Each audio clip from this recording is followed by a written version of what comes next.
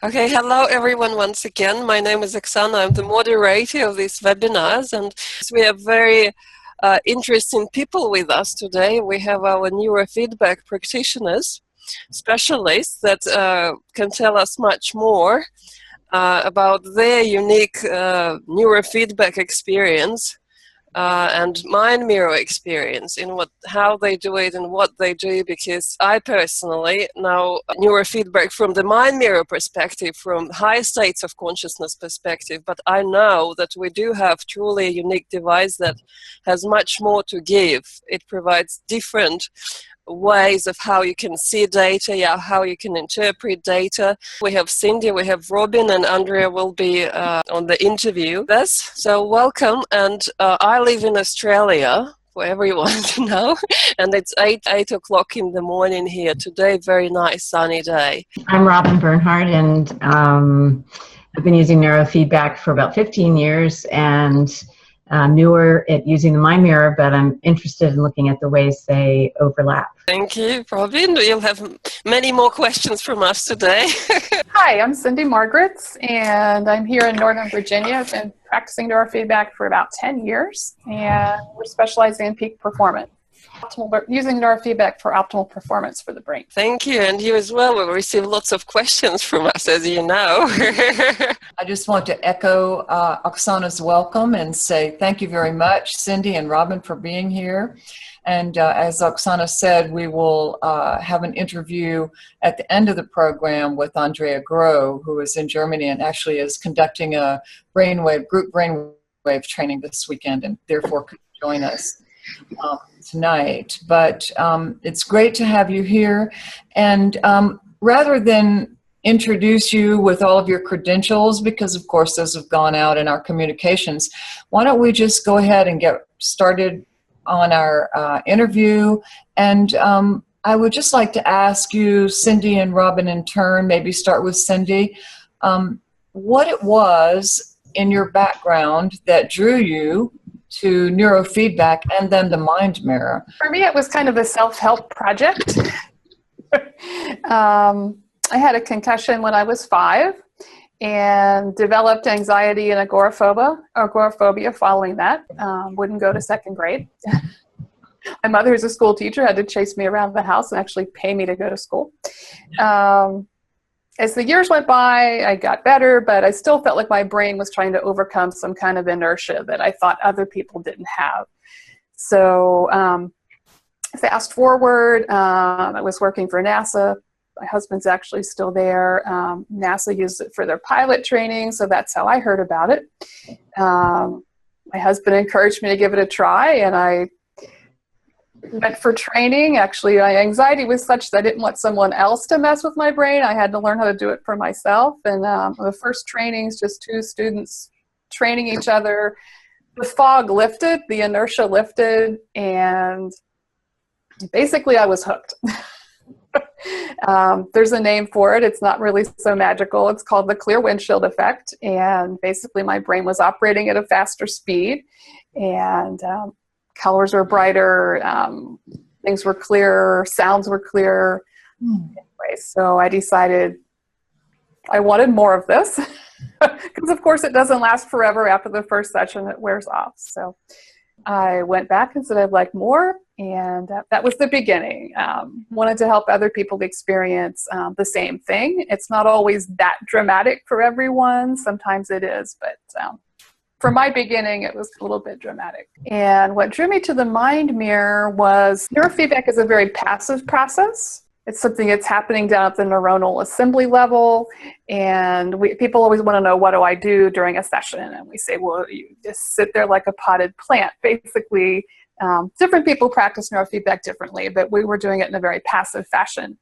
So we wanted to add a more active component to what we were doing, and use the mind mirror as a way to look at those shifts, to be able to look for more sort of second-to-second shifts, as opposed to what we were doing with neurofeedback, where we're looking at bigger trend lines.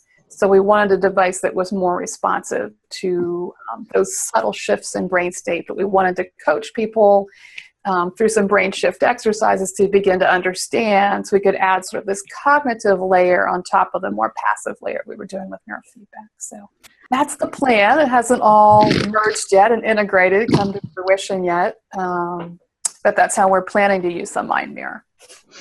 That's great. And you mentioned to me, and I think other people would be interested in learning also, that you've studied with some of the best known people in neurofeedback, a whole lot of different people. I wonder if you could tell us a little bit about who that was and why you went to them and what particular influence they had on your training. Sure. Well, my first experience of neurofeedback was at a training being conducted by Sue and Siegfried Othmer. And I think of Sue as the grandmother of neurofeedback. And she is also quite an innovative trajectory. It depends when you studied with her, what method you learned from her. And I learned the optimal reward frequency method from her, where you're looking for a resonant frequency for that person's brain. That's the one where my brain woke up, actually, when I hit 5 to 8 hertz. So that her influence was, and she doesn't use brain maps, at least she wasn't at the time. I don't believe she is yet. So very different approach than the brain map approach. And from her, I really learned to really listen to the client, because she goes, rather than going on a map-based protocol, she's going on feedback from the client. You're continually asking the client, are you more alert, less alert? Are you more relaxed, less relaxed? Or you're using a guiding symptom that they might have that's caused by over or under activation. So that was really a kind of a neat way to start, a very interactive process with the client. So that was the Othmers. I studied with Les Femi, and very interesting, in Princeton. He's primarily working with alpha waves, and he has a very interesting device as well, the Open Synchrony device. Whole head alpha synchrony is his thing. That's an interesting brain state that I've not actually been able to recreate any other way than on his equipment. So I'm still intrigued by that. I actually want to go back and do some private study with him. So open focus is quite an interesting method, primarily teaching people to make alpha waves. It's interesting to look at some of Les's work and some of Anna's work, and there's some similarities there with the alpha enhancement. Let's see. Who else have I studied with? I've done some study with Jake Unkelman as far as totally the opposite direction. Very analytical on the brain map side. Learning to do the QEEG, or the quantitative electroencephalogram.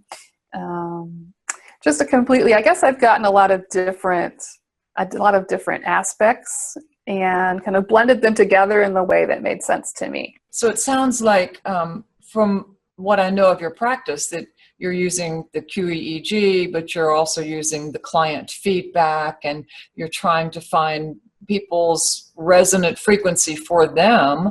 Mm-hmm. And with the traditional, I suppose, neurofeedback, I've seen you work on BrainMaster. I don't know if you use other equipment as well. We use BrainMaster. We also use some of the Othmer's equipment. We use the NeuroAmp. Those are our two primary pieces of equipment, in addition to now adding the mind mirror. Okay. And then, so if I might ask you this one question, and I'm going to ask this of Robin too.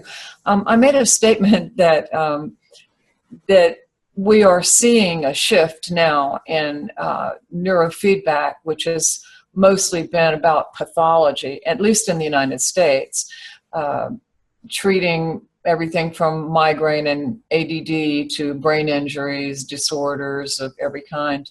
But that it seems that it's moving into the direction of more interest, at least in consciousness.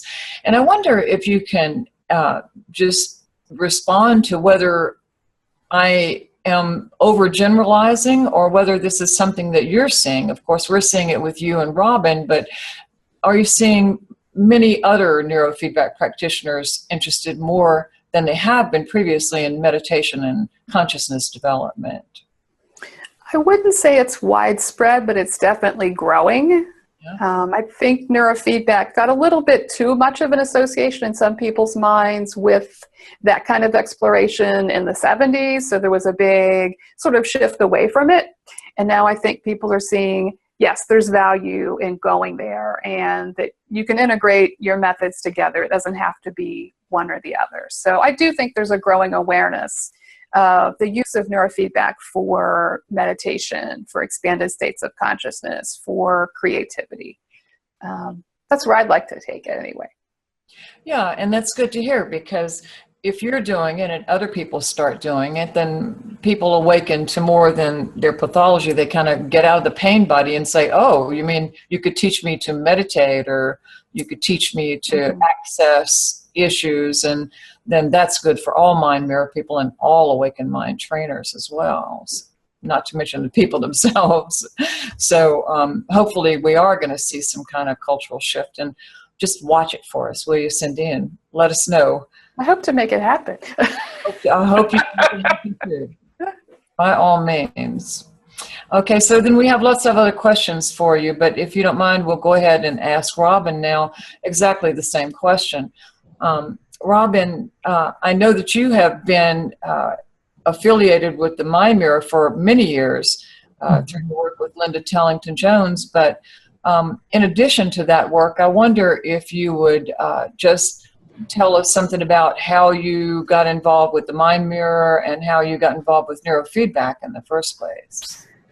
Yeah, I became involved in traditional neurofeedback first, and that had to do primarily with my practice being a very strong trauma psychotherapy practice. And so I was working with a lot of symptoms with clients and trying to find ways to support them in shifting their brainwave patterns, because so often, especially with developmental trauma, when the trauma occurs really early in life, the brain actually grows around the trauma, and we want to retrain the brain and develop the brain and create new structure in the brain.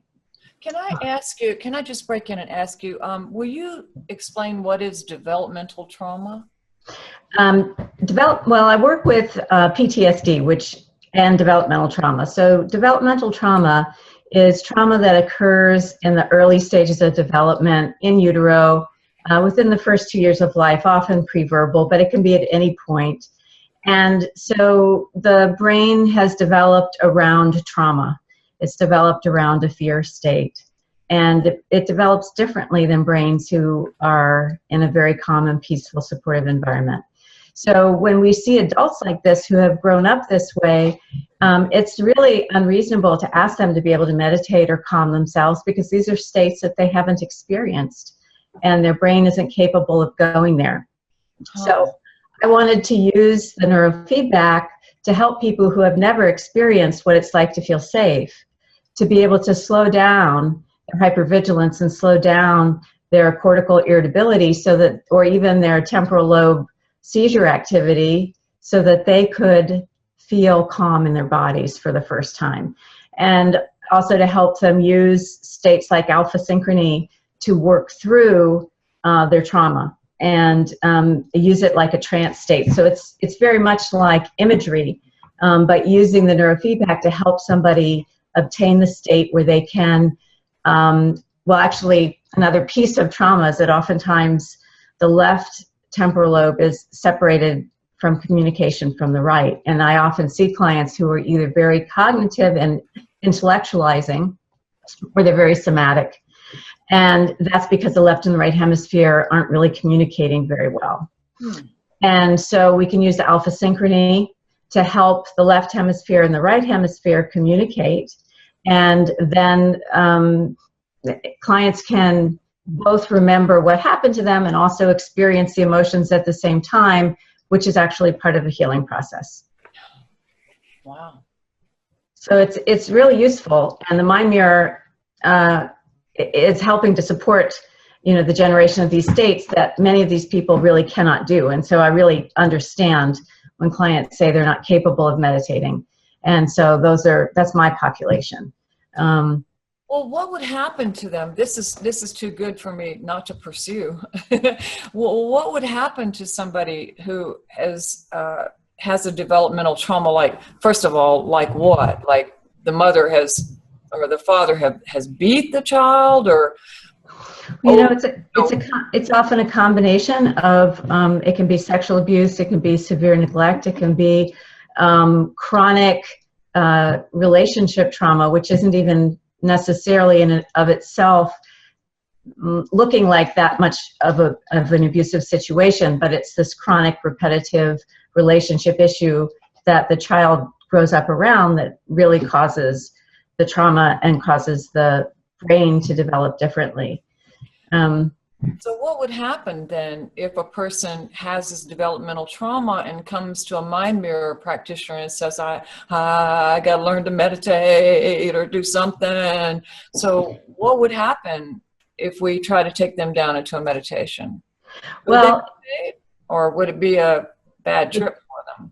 It depends on the person, certainly, and it depends on their ego strength. It depends upon their ability to experience and handle emotion, because if you take them down to places where their trauma memories will surface, you may be very overwhelming for some folks and see a lot of disturbing emotion come up. Now, that's also part of healing, and if you're comfortable with that and can help the person to negotiate through that, it can be a healing experience.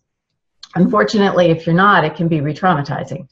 And it can put people in a situation where they feel afraid to do it again. But certainly going to those places, that's what we do in therapy. That's the purpose of therapy. And this is a supportive tool to help us do that. And the Mind Mirror could do that as well. Because even though I'm not training people in the same fashion as the Mind Mirror to the same patterns, when we're doing certain types of alpha theta or alpha synchrony, we are accessing the subconscious and helping clients to bring that information to the surface. You know, I didn't realize that. Well, when you say we, does that mean all neurofeedback people, or would be something that they would go for alpha synchrony? No, it's one of the things you did mention, and I think Cynde knows well too, that we have a lot of neurofeedback practitioners are focused on symptom relief and as opposed to personal growth. And so it depends on what type of practitioner you are as to how you're going to utilize the equipment and in which direction you're going to go. I'm not sure I answered your question. No. In fact, that's fascinating enough for a conversation in itself, but just to take you back to where you were before I so rudely interrupted you. You were saying then that you got involved with developmental trauma and working with those patients, those clients. And I saw that you consulted with various mental health associations and situations like that. I guess that you got some notice for working with those presumably difficult to help people. Well, I think that I've just become known as a trauma therapist. That's that's a comfortable place for me. It wasn't something I sought out. It just seemed to happen that way. But I think the neurofeedback, the reason I pursued it professionally had to do with helping clients to not have to work so hard in order to feel well. And that they didn't have to do it all through talk. And just like Cynde said, sometimes they could be really passive and their brain would improve. And to me, that's a real gift that you can give to someone who spent many, many years of their life suffering and working so hard just to stay in a calm state, to stay focused. So we can provide a lot of relief when people realize they can relax and improve how they feel. It's a real gift to them. My personal interest has to do with, I had Lyme disease. I still have it on and off, but at the first stages of it was way before anybody knew about Lyme disease and were able to talk about it. And I needed to do something to fix my brain because I'd been sick for a number of years and unable to work for 2. And I wanted to go back to work, and I couldn't really think or focus. And so I used traditional neurofeedback to wake up my brain and clear it out, and it worked very, very well. I also used Lens, which is another type of neurofeedback, which I hope to talk about. I use that for my autistic program, autistic kids. That helped tremendously with my brain injury. I've just always been a rider and curious about animals and communication with animals. And I was having difficulty with the horse and learned about Linda Tellington-Jones, who has worked with awakened mind states for a long time, and through a type of body work called T-Touch. And so she introduced me to the awakened mind and the mind mirror, and to Anna Wise and Anna Wise's studies. And then Linda and Anna had done a lot of research looking at awakened mind states in animals and in people. And so when I went to this workshop and I heard what she was doing, that she was using neurofeedback, when this older neurofeedback form, I was very excited. And certainly because for me, I also do peak performance work, and I really enjoy doing that kind of work. And as a rider, that all sort of came together with having a way to connect my psychotherapy or psychology and spirituality to the horses. So that was how I got involved with Linda and the Mind Mirror and Anna Wise. Of course, that's really interesting to us, because Anna wrote about the brainwaving the horses in her book. And I always wondered, you know, who knew where the horse's brain was, or where to put those electrodes? I mean, the forehead's easy, but that's only the ground. You know, how do you, I guess Linda must have known all those things. No, they didn't really. They did the best they could. I've measured horses' brain waves as well, and you look at the, you know, bone structure, and you try to sort of guesstimate where you're putting the electrodes. But you know, I've seen those old videos, and they were touching the animals using T-Touch to bring awareness to their own bodies, and you could see in the mind mirror the development of the awakened mind state during the T-Touch sessions. So, in the horse. in the horse. A lot of alpha, I guess. I think I remember something about the alpha. Well, that's what's surprising, because in the horses, they tend to have, well, calm horses anyway, tend to have more delta, as you would expect with the orienting response, and in animals who are going to be, you know, feeling out into the environment with their delta. But it created, I mean, it really did create this nice little mind mirror pattern. And it was a flash. It didn't last all that long, but it lasted long enough to see it on the mind mirror, and they have pictures of it. Pretty amazing. To get an aha. Yeah, pretty amazing. And you could see commensurate at the same time. You see the horses' bodies relax, and their eyes close, and their muscles release, and this experience of the alpha state in the body, but they're awake and paying attention. And you can see that as well. Their ears are forward, or their ears are moving to demonstrate their interest in their environment. And Linda's used this for years through T-Touch to help animals and people learn. Yeah, yeah. And I don't know why it amuses me so much, because really what neuroscientists and all of us are saying now is that we're really built for awakening and enlightenment. We have the structures in place in the brain, and all of the principles and dynamics of consciousness and interaction with one another. All of these things by various laws help us awaken. So, but it just strikes me as kind of hilarious to think about a horse with a hooked up to the mind mirror. How do you keep the horse still? You know, questions like that. Well, I have a picture of my horse. I've done a number of horses. I have some pictures of my horse hooked up to the lens, and you know, you learn how to adapt. Too funny. So Cynde, let me just turn back to you. So I think this is really interesting that you were a NASA scientist. You know, I think about Edgar Mitchell, who was there studying outer space and came back and had his big enlightenment experience when he saw the Earth from space. And then he began to study inner space. And you've kind of got a parallel to that, from a NASA scientist to a scientist of the brain and consciousness now.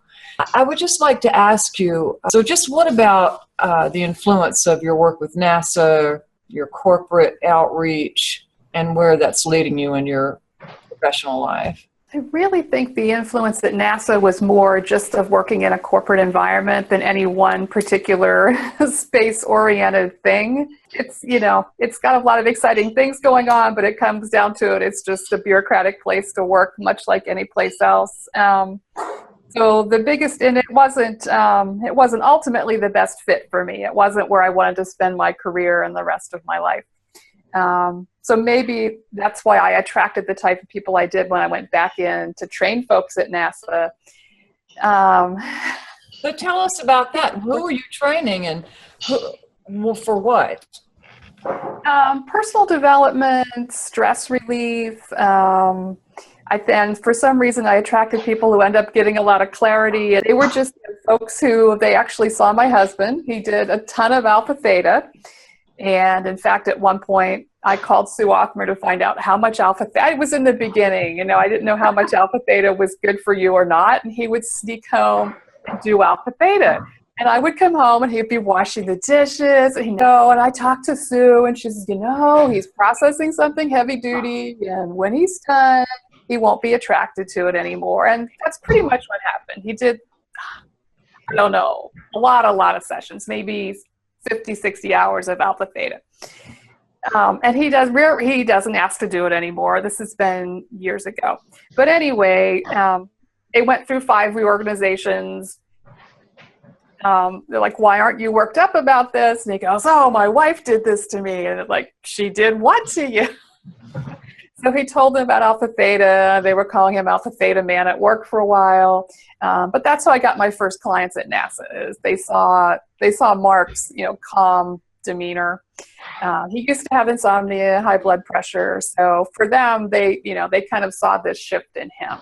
But with people who were looking for something similar, I think a lot of times that's what attracts people is, they see the shift in you and they want something similar for themselves. We just got a contract with an aerospace corporation. We're actually going to be going on site and doing some training.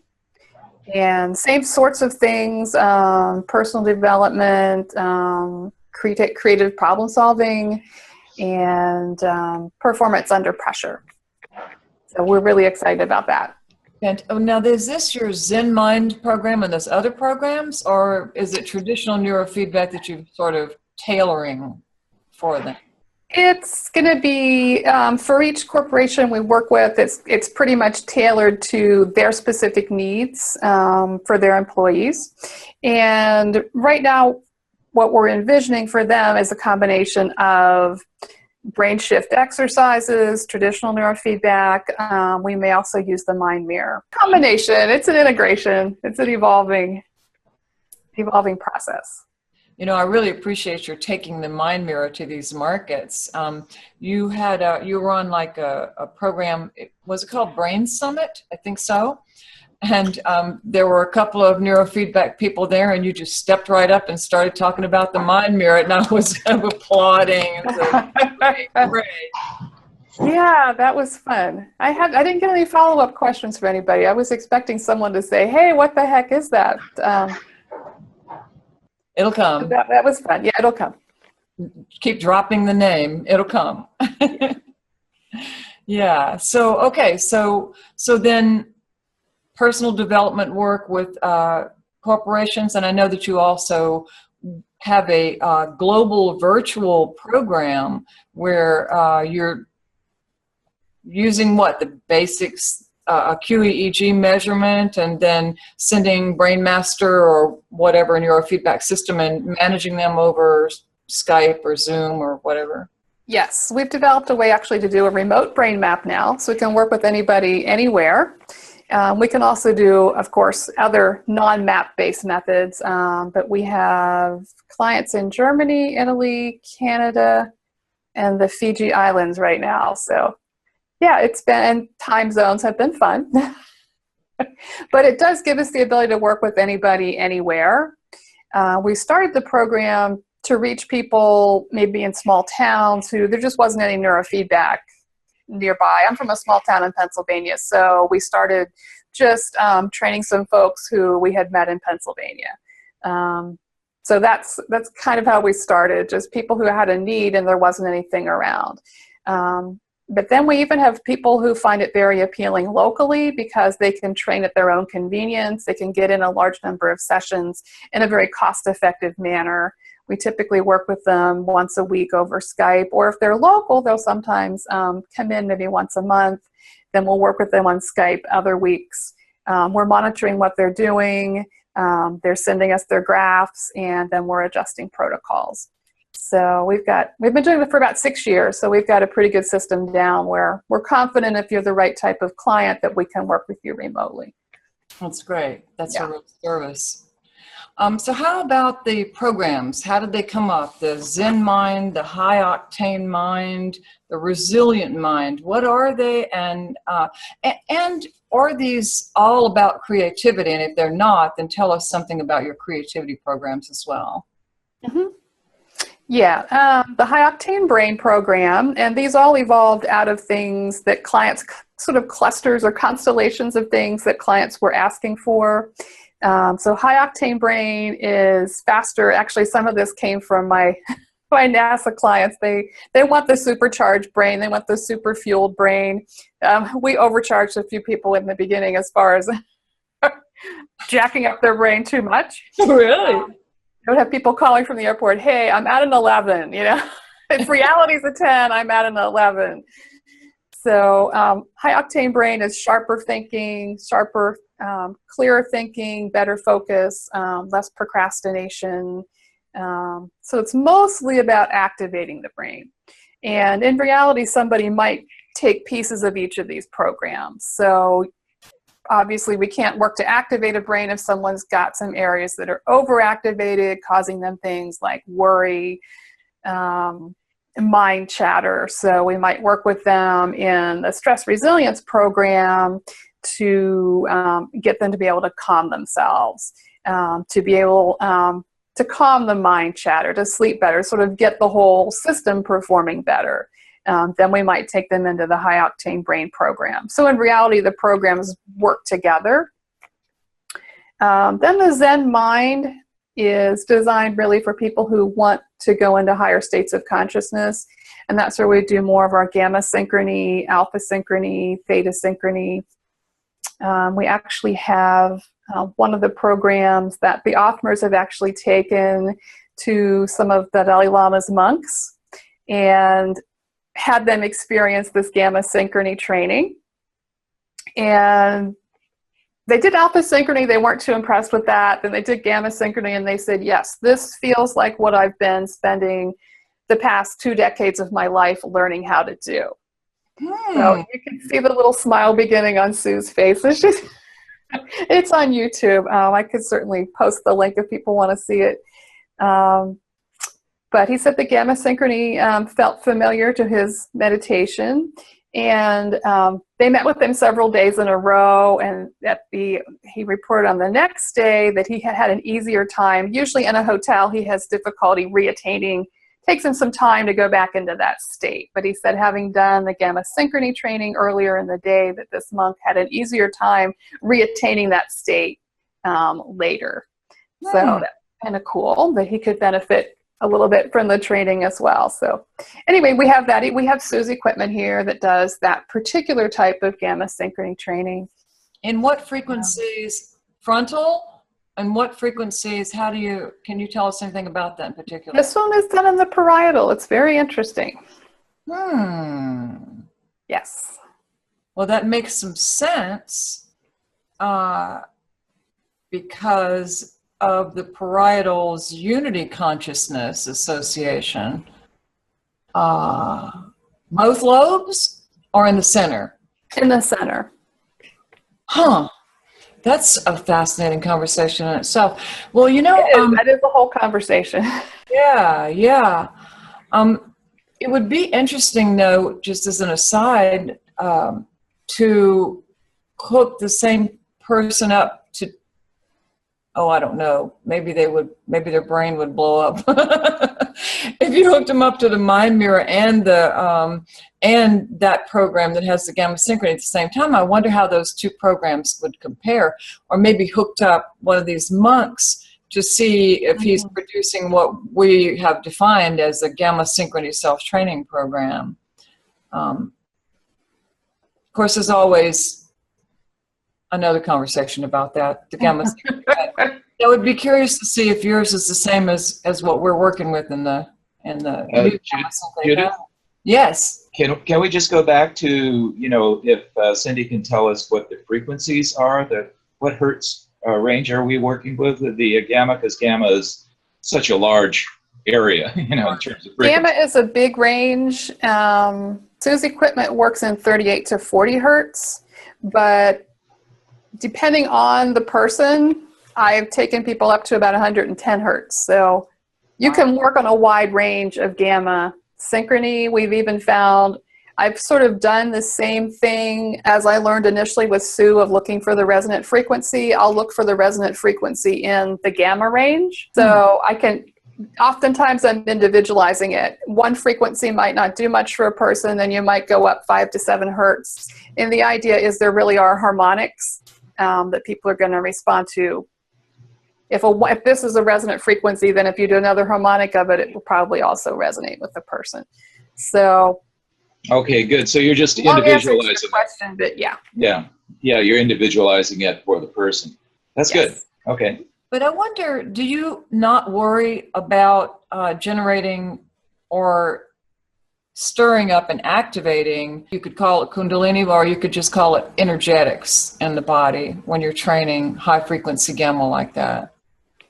I usually will not start a person out with high frequency gamma. We will usually have done some foundation training, and we will have done some training to know how to get them back to center, how to get them back with a good mind-body interface. So some very grounding, and sometimes we'll do, so we know what grounding protocol to use for that person, and then if they need grounding after a gamma synchrony training, we can do that protocol. So we're always looking to balance. And you have to know your client really well. I wanted to know what the sites are for the alpha synchrony and also the theta synchrony. Alpha synchrony, I do at PZ. Theta synchrony, I do at FZ. Do you just have 2 electrodes, in other words, a ground and then the center point one? There is debate about that. Yeah. And this is also something that's very individual. Some people will respond more strongly to a single sensor. Some people, like you could do P3, P4, or you could do PZ for the alpha synchrony. So if you can do a 2-channel or a single channel, it's a different experience. So for example, just to give you an example of how it's different, you can do 1 or 2 channel alpha theta as well, where you're doing both alpha and theta synchrony. In your classic alpha theta protocol. If you do 1 sensor at PZ, you're going to get this slow, gradual descent into a deeper state. My experience and a number of clients' experience is if you go 2-channel, you're going to drop in really fast. You're going to go, you're in that state. So 2-channel is inherently a little stronger effect. It's a little more rapid effect. The idea with the theta synchrony at FZ is just to let the client experience that part of the brain just idling for a little while. So I might do it with a client who's very much overthinking, is very stuck in their head, just to see what it's like to have that part of the brain relax for a little while. Okay. So theta synchrony isn't really a deep experience like working at the FZ, like it is at working it back in the parietal with the alpha theta synchrony. To recap, you can do P3, P4 for alpha theta, and same with the gamma synchrony. Usually okay, gamma synchrony is a little different. I find a stronger effect with a single electrode with gamma than I do with the 2-channel. So it's kind of the opposite of the alpha theta. Okay. We have a Margaret Ayres machine pre-Ottmer. Wow. From about 2006. And so we have 2 hookups and a ground. Okay. So that's basically how it works. And we can't usually do just, well, I'm sure if we wanted to do 1 point, we could do 2 electrodes on 1 point. I've done that already. Have you? Yes, it works. It works? Yeah. Okay. Got it. Cynde's full of innovations. Her husband Mark was allergic to paste, so she invented a way to use saline with her electrodes. And I haven't tried it out yet, but when she was here, I went out and got some things, and we're going to test it. Saline it might work. No reason. It works. It works, yeah. My husband's training right across the hall here right now with it. Is it a saline paste? No, but interestingly enough, I thought about a saline paste yesterday. We just bought chemical grade sodium chloride and we just mix it with distilled water.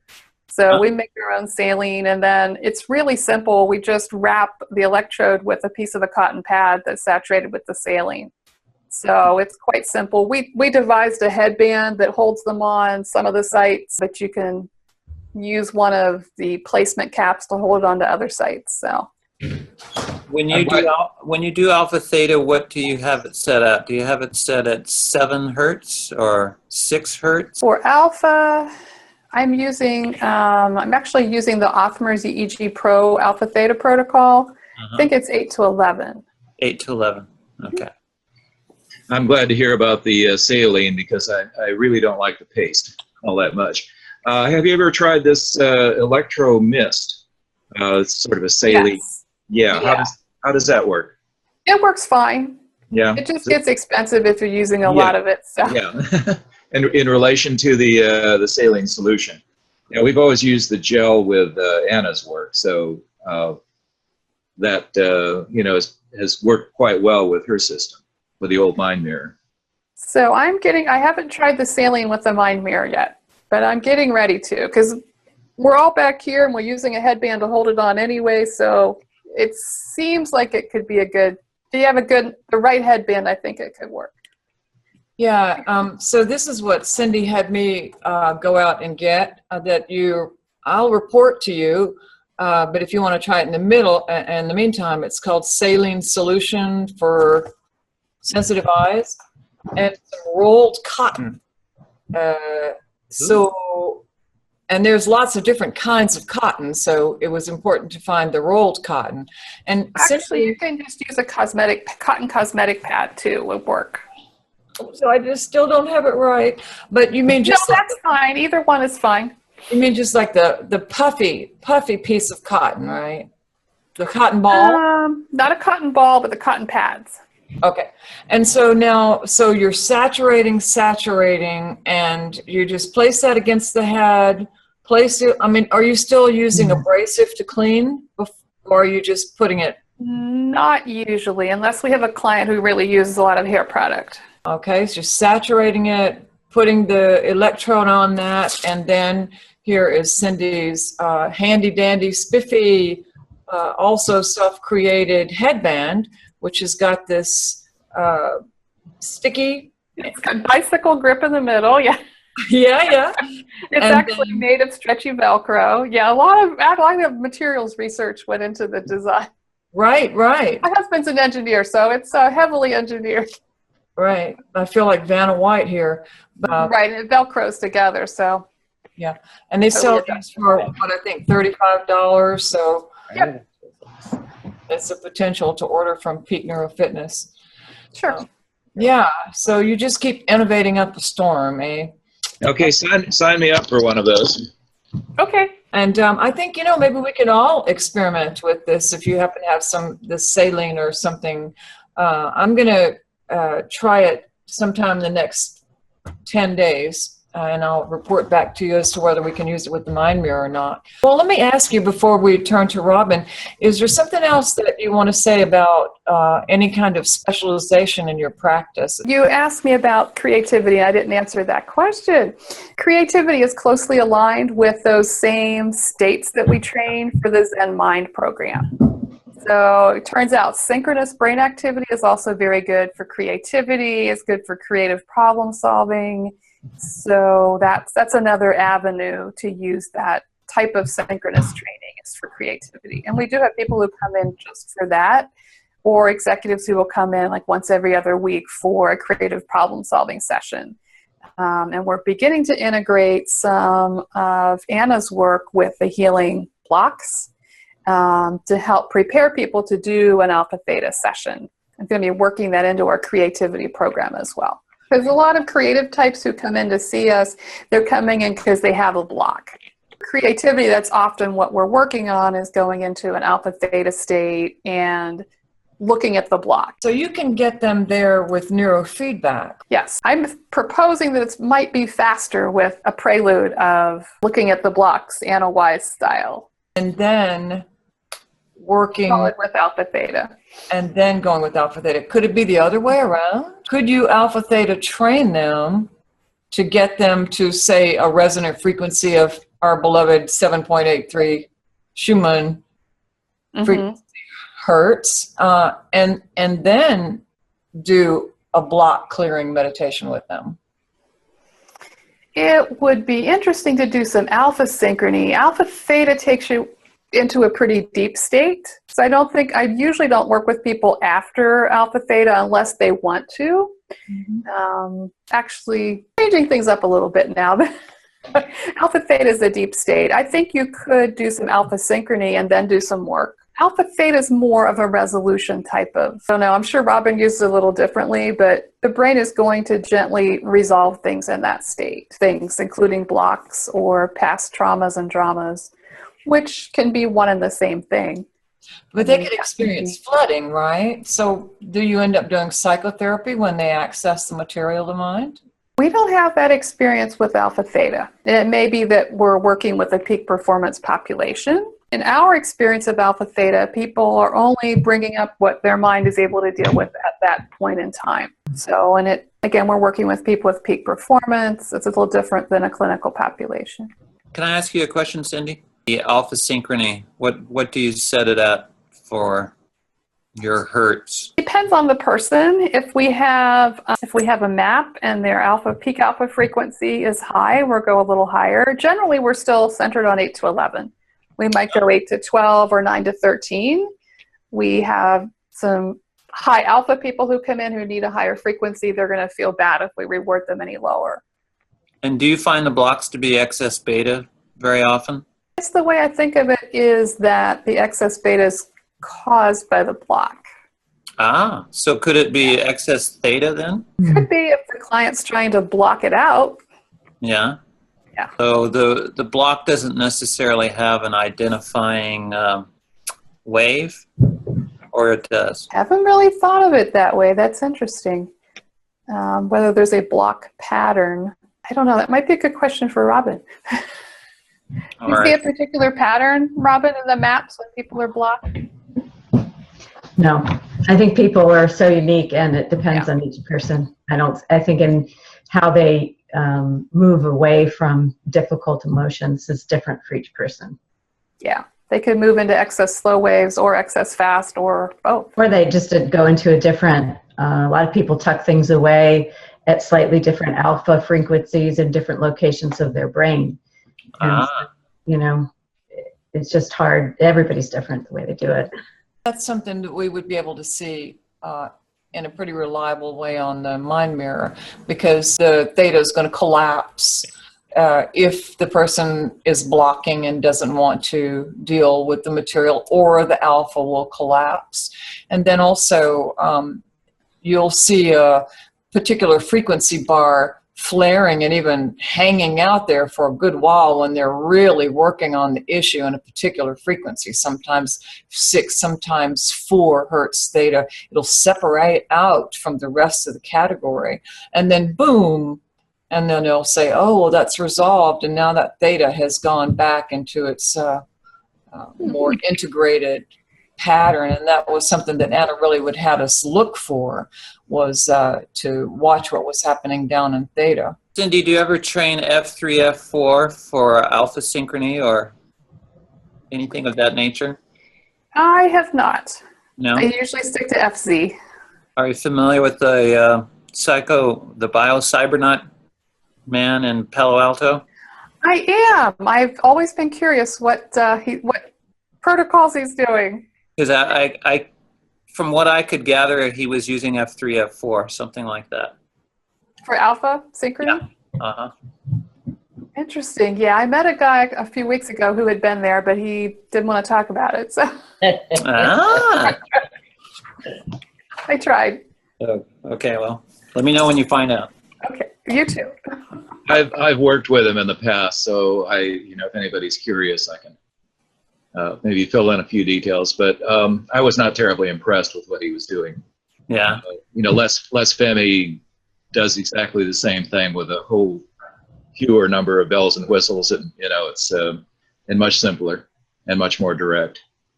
So anyway, I had a comment to Judith here, and as you know, Anna had all of these patterns that she'd drawn out, which we've added some too, so maybe between 30 and 40 different patterns. I've never seen them actually drawn up. I like the drawings, the little calligraphy drawings that you had on this. Can someone out there take all of these patterns for our training, for the Awakened Mind training, and do little calligraphy drawings of all these different patterns, and then each of us can use those patterns to identify what's happening in there. I mean, we know some of them, but some of them are, we don't. And I think that's very important for Awakened Mind people to be able to look at these patterns and know or have some idea of what they mean. Yeah, absolutely. And Andrea Groh, who is the person we're going to interview at the end of this program, she is such a wizard with Photoshop. She's a world-class photographer, and she's the one who calligraphied those patterns. And then she went into Photoshop and took those same 30-odd patterns that were in the back of the book and made them up in the mind mirror. She drew them. So we've got that's fantastic, isn't it? Yeah. And so this is what I'm working on my vacation next week and the week after is the practitioner training manual, and I'm going to be sliding all of these into the training manual and then distributing them to all practitioners, and then you can make the thing go have whatever content you want. Right. You'll have this kind of stuff that she's so kindly done for us. Great, fantastic. Yeah, it's really wonderful. And what Gary's referring to there is exactly what I was talking about, is that Anna drew these by hand, these little outlines of patterns. And well, Cynde, you've seen them, a wall behind a wall, right? Robin, you've seen it too in the practitioner's trainings. And so, yeah, it's where things get really fascinating in the practitioner training, because now you're seeing that over 30 years, Anna spotted those kinds of things, where the block is, when the block disappears, what a block between alpha and theta looks, or alpha and delta, any of the categories looks like. It's fascinating. And then could I just turn to you now, Robin? And you are integrating psychotherapy with neurofeedback, and how does that work, or does it work a different way every single time? Well, we have patterns that we have developed over time that work better. I usually leave it up to my clients to decide what they want to do first or second, and some people will say that they want to try the neurofeedback. Other people want to do a different type of work, EMDR or some other approach. But we usually use the lens neurofeedback first, because that kind of allows the brain to very quickly get out of its own way and become more flexible and adaptable in a very short period of time, and it works really well with high anxiety. And so people have a very quick experience of having their brain change. It releases old holding patterns that the brain gets into, with whether it's an emotional injury or a physical injury. The brain will defend itself with the very same neurochemical changes, and the lens does help to release that. So a little bit about lens, because not everyone's familiar with that. Does anybody know what it is? Has anybody heard of it? Yes, I've done some training with Leon Oaks. Okay. I've never used it. I'm familiar with it. Okay. It's a neurofeedback that is a little bit different in that it sends a signal to the brain that the brain reacts to and reorganizes itself. And I think about it almost like, resetting a computer, or taking a magnet and sort of wiping out the pattern that's there and then letting the brain recreate itself instantaneously. And the brain tends to form greater states of health after that's happened. So people will report that they feel either more relaxed, they get the clear windshield effect, which means their vision is changed, there seems to be more colors, things look brighter in the room, or they feel more expanded. And that can happen pretty quickly. And then we will see if somebody wants to go through a quantitative EEG and specifically look at where their brain is overactive and underactive. And we can find lots and lots of different biomarker patterns, 6, 7 different types of ADD patterns that have been established, and look at PTSD patterns or sleep disorders. We can find out if somebody has a brain injury or an old injury, whether it's a relatively recent injury, just based on the way the brain is presenting itself in the frequencies. So we use that to identify the protocols we're going to use for each individual, but all along we're talking about what the issues are and doing traditional talk therapy. The way that it's a little bit different is that I will use alpha. I think I use alpha synchrony and alpha theta a little bit differently, as that I'll use it for, walk through an entire EMDR session. People will be using pulsars that also create some bilateral stimulation to the brain, which serves to be a little bit of a distraction and a calming force while they're working on difficult issues. And the neurofeedback will hold them in a place that's not as scary. If they're being held in the alpha theta place, they're feeling calm in their body and able to focus and go inward. And when they come out of that process, they're usually able to integrate the information more easily than they would without. I have people that will have flashbacks or anxiety attacks or just obsess over their therapy session if we don't do alpha synchrony during the session. But if we do, they can let it go when they leave, which is a tremendous benefit for them. So we use it that way. I also use the low energy neurofeedback, the lens treatment for little kids, because children are always moving around, and we use it for our therapeutic riding program with kids that are on the spectrum, have a hard time sitting still, and that doesn't really matter because it's sending a signal either to the skin or the brain. It's an argument as to what's actually going on, but the person doesn't have to be still. So they can, we usually start with therapeutic riding, which I believe kind of sets the stage for being more receptive for the neurofeedback that we do there. Now, why is that? What's happening with the child and the horse? What's going on there? Well, it's multiple levels, because we have, there's the child is establishing connection with the animal. And that happens at the very beginning of the session by taking care of the animal, maybe doing some grooming, noticing how the animal is communicating with them. Then there's the riding component, which involves the child initiating their desired activity for the day. So what does the child want to do with that horse? Do they want to ride in the ring? Do they want to go out and pick blueberries? What is going to create that activity for them that makes them feel excited and interested?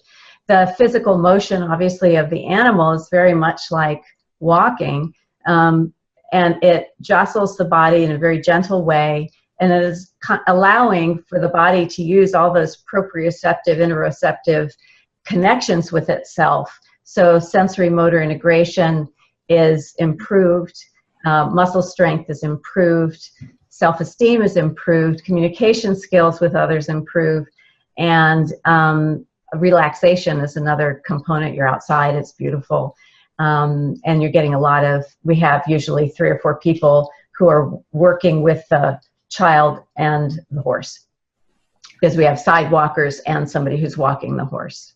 And these are, you say, high-functioning autistic children?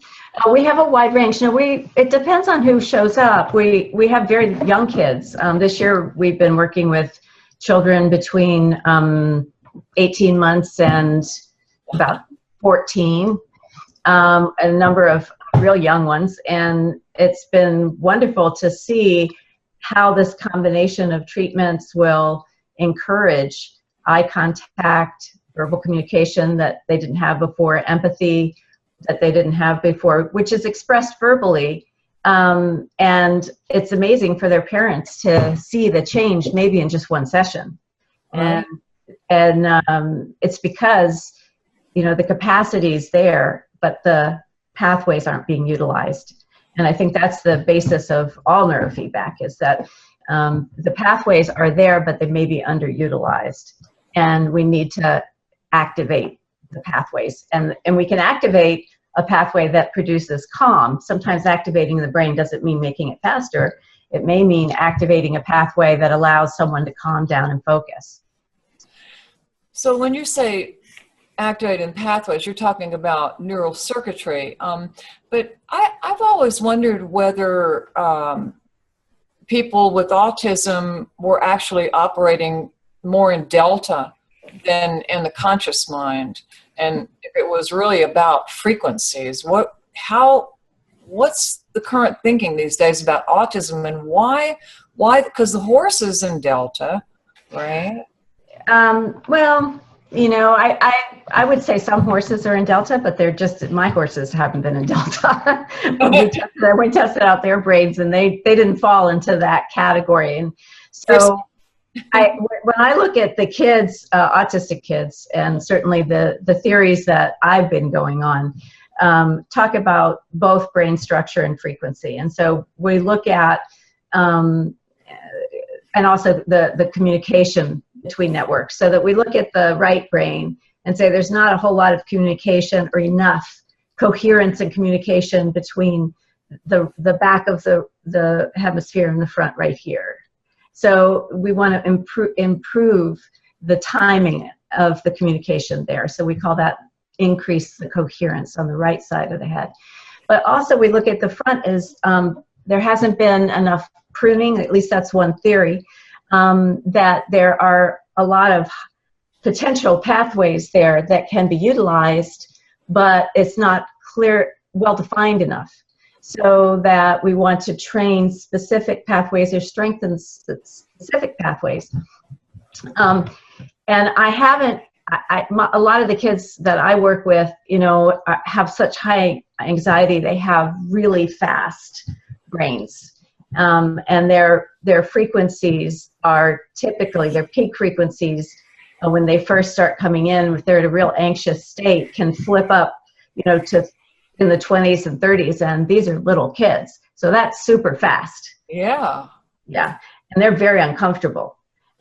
So we're trying to bring their freak brain into a much calmer state, and the lens seems to do that pretty quickly. It's pretty amazing. A handful of sessions, and it can be maintained by doing more sessions over time, but it's really helpful. You know, that's fascinating that you're, I assume, having success with these children, because Jill Rosegart was telling me, weren't you, Jill, that that it used to be 1 out of 20,000 or 50,000 children had autism, and now it's 1 in 5 or 1 in 6. Jill, did I say that right? Yes, I read this recently. I don't remember the statistics, but they were gobsmacking, the increase just within the past 15 years. It's gone up over 600% in the past 20 years. Yes, I think the statistics I've seen is 1 in 10,000. It's now 1 in 68. The most recent that I've seen. What's happening? Does anybody hear? Well, there are a lot of different theories, of course, but I think myself that we all have different capacities to detoxify our bodies, and there are certain groups of people that have a much harder time cleansing their bodies and cleansing their brains, and I do think that toxins in our environment play an enormous role. And I don't think anybody knows. I mean, there's not specific research that points to that. And I think it's a combination of things, but I certainly think that's part of it. So do you talk to parents about diet and those sorts of things, or are they hooked into associations so that the child can get a really holistic And yeah, most parents that are interested in therapeutic riding are already doing a lot of things for their kids and are very well aware of the issues that their kids face. Have a whole host of alternative providers trying to help them with those things. I have so much admiration and respect for people in your occupation who, first of all, are social workers, and then second of all, who are trying to help people rectify profoundly anomalous brain disorders. How do you keep yourself balanced without getting emotionally involved, you know, because developmental trauma has got to also be horrendous things that parents have done to their children or others have. Well, you know, I think that people say if you've been a therapist for a long time, you have developed a professional level of protection and know how to find that place within yourself, because you want to be alert and aware and can be able to receive information from other people, but you don't want it to penetrate yourself and take it home with you. So I think I've meditated since I was in college, and for me, some type of meditation is a wonderful way of keeping myself in balance, but also I'm a horseback rider, and so riding is the way that I find my balance, and I make sure that I do that probably 4 times a week. So that's a type of meditation as well. Well, it is, and it's about rhythms, and so is consciousness development about the rhythms of the brain. You know, I guess if you're at a nice canter, you've got almost a sine wave going. Well, I think it rocks the whole system. You know, it rocks the brain, it rocks the system, it stimulates the way the brain cleanses itself, and it wakes up, and it feels good. You always feel better after you ride. That's beautiful. I think we also want to keep in mind because my work comes from a position of looking at people's strengths, and so when I'm working with kids on the spectrum or any person that has issues that are really in the way of having a good life, I like to support their strengths, whatever they happen to be. And you know, so many of our kids that we see in the therapeutic riding program have amazing strengths in their neurodiversity. They're very different, but they have amazing abilities. And so we're also looking to build on those and support that. And the neurofeedback plays a huge role in that. How come you were meditating all the way back in college? That's kind of unusual, isn't it? Let's see. I think it had to do with an attentional problem. I was always a horseback rider, probably out of necessity to move, to keep myself focused.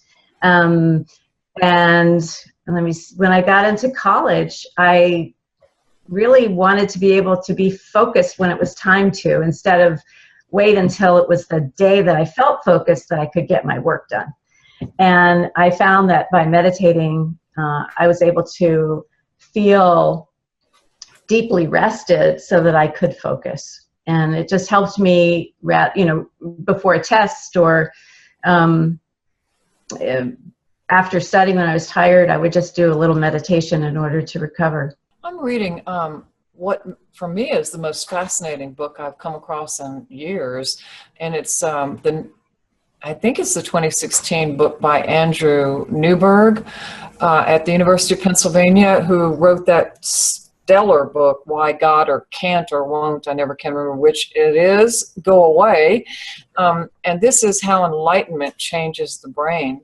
And I'm only about a third of the way through it, but it's really fascinating how he has used the fMRI to trace what's happening when people meditate, and just how it's so neurofeedbacky, you know, is that there's this wash of energy up to the frontal lobes, and they can see that wash of energy, and also the parietals, and then and that's while the person is focusing the awareness and becoming aware of, now I'm meditating, you know, which is a self-reflective kind of higher level mind functioning to begin with.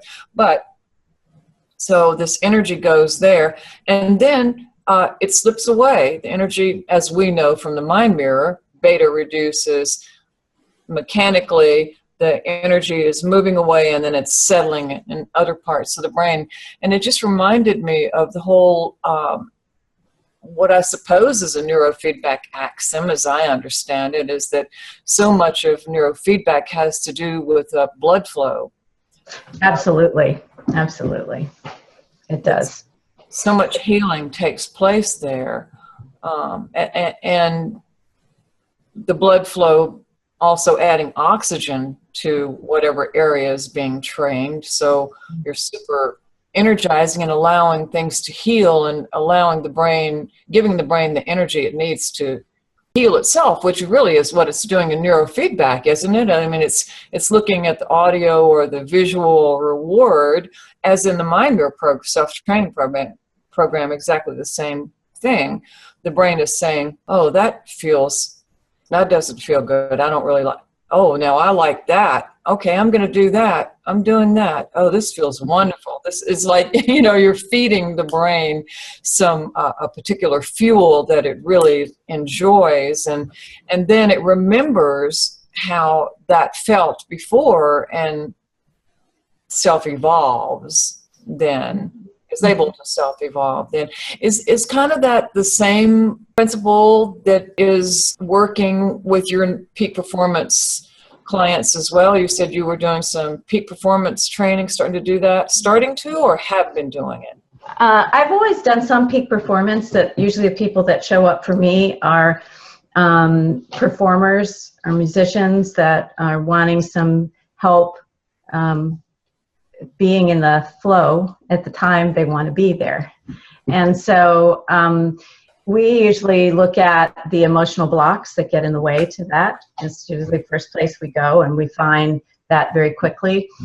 And that's one place where we do some emotional psychological work. But then when we actually get into the peak performance training, we do a lot of visualization with alpha theta or alpha synchrony, and use a protocol that that we developed from, or at least I've been using from EMDR, where the person visualizes what it is they would like to be feeling and like to be doing, and to a very, very detailed extent.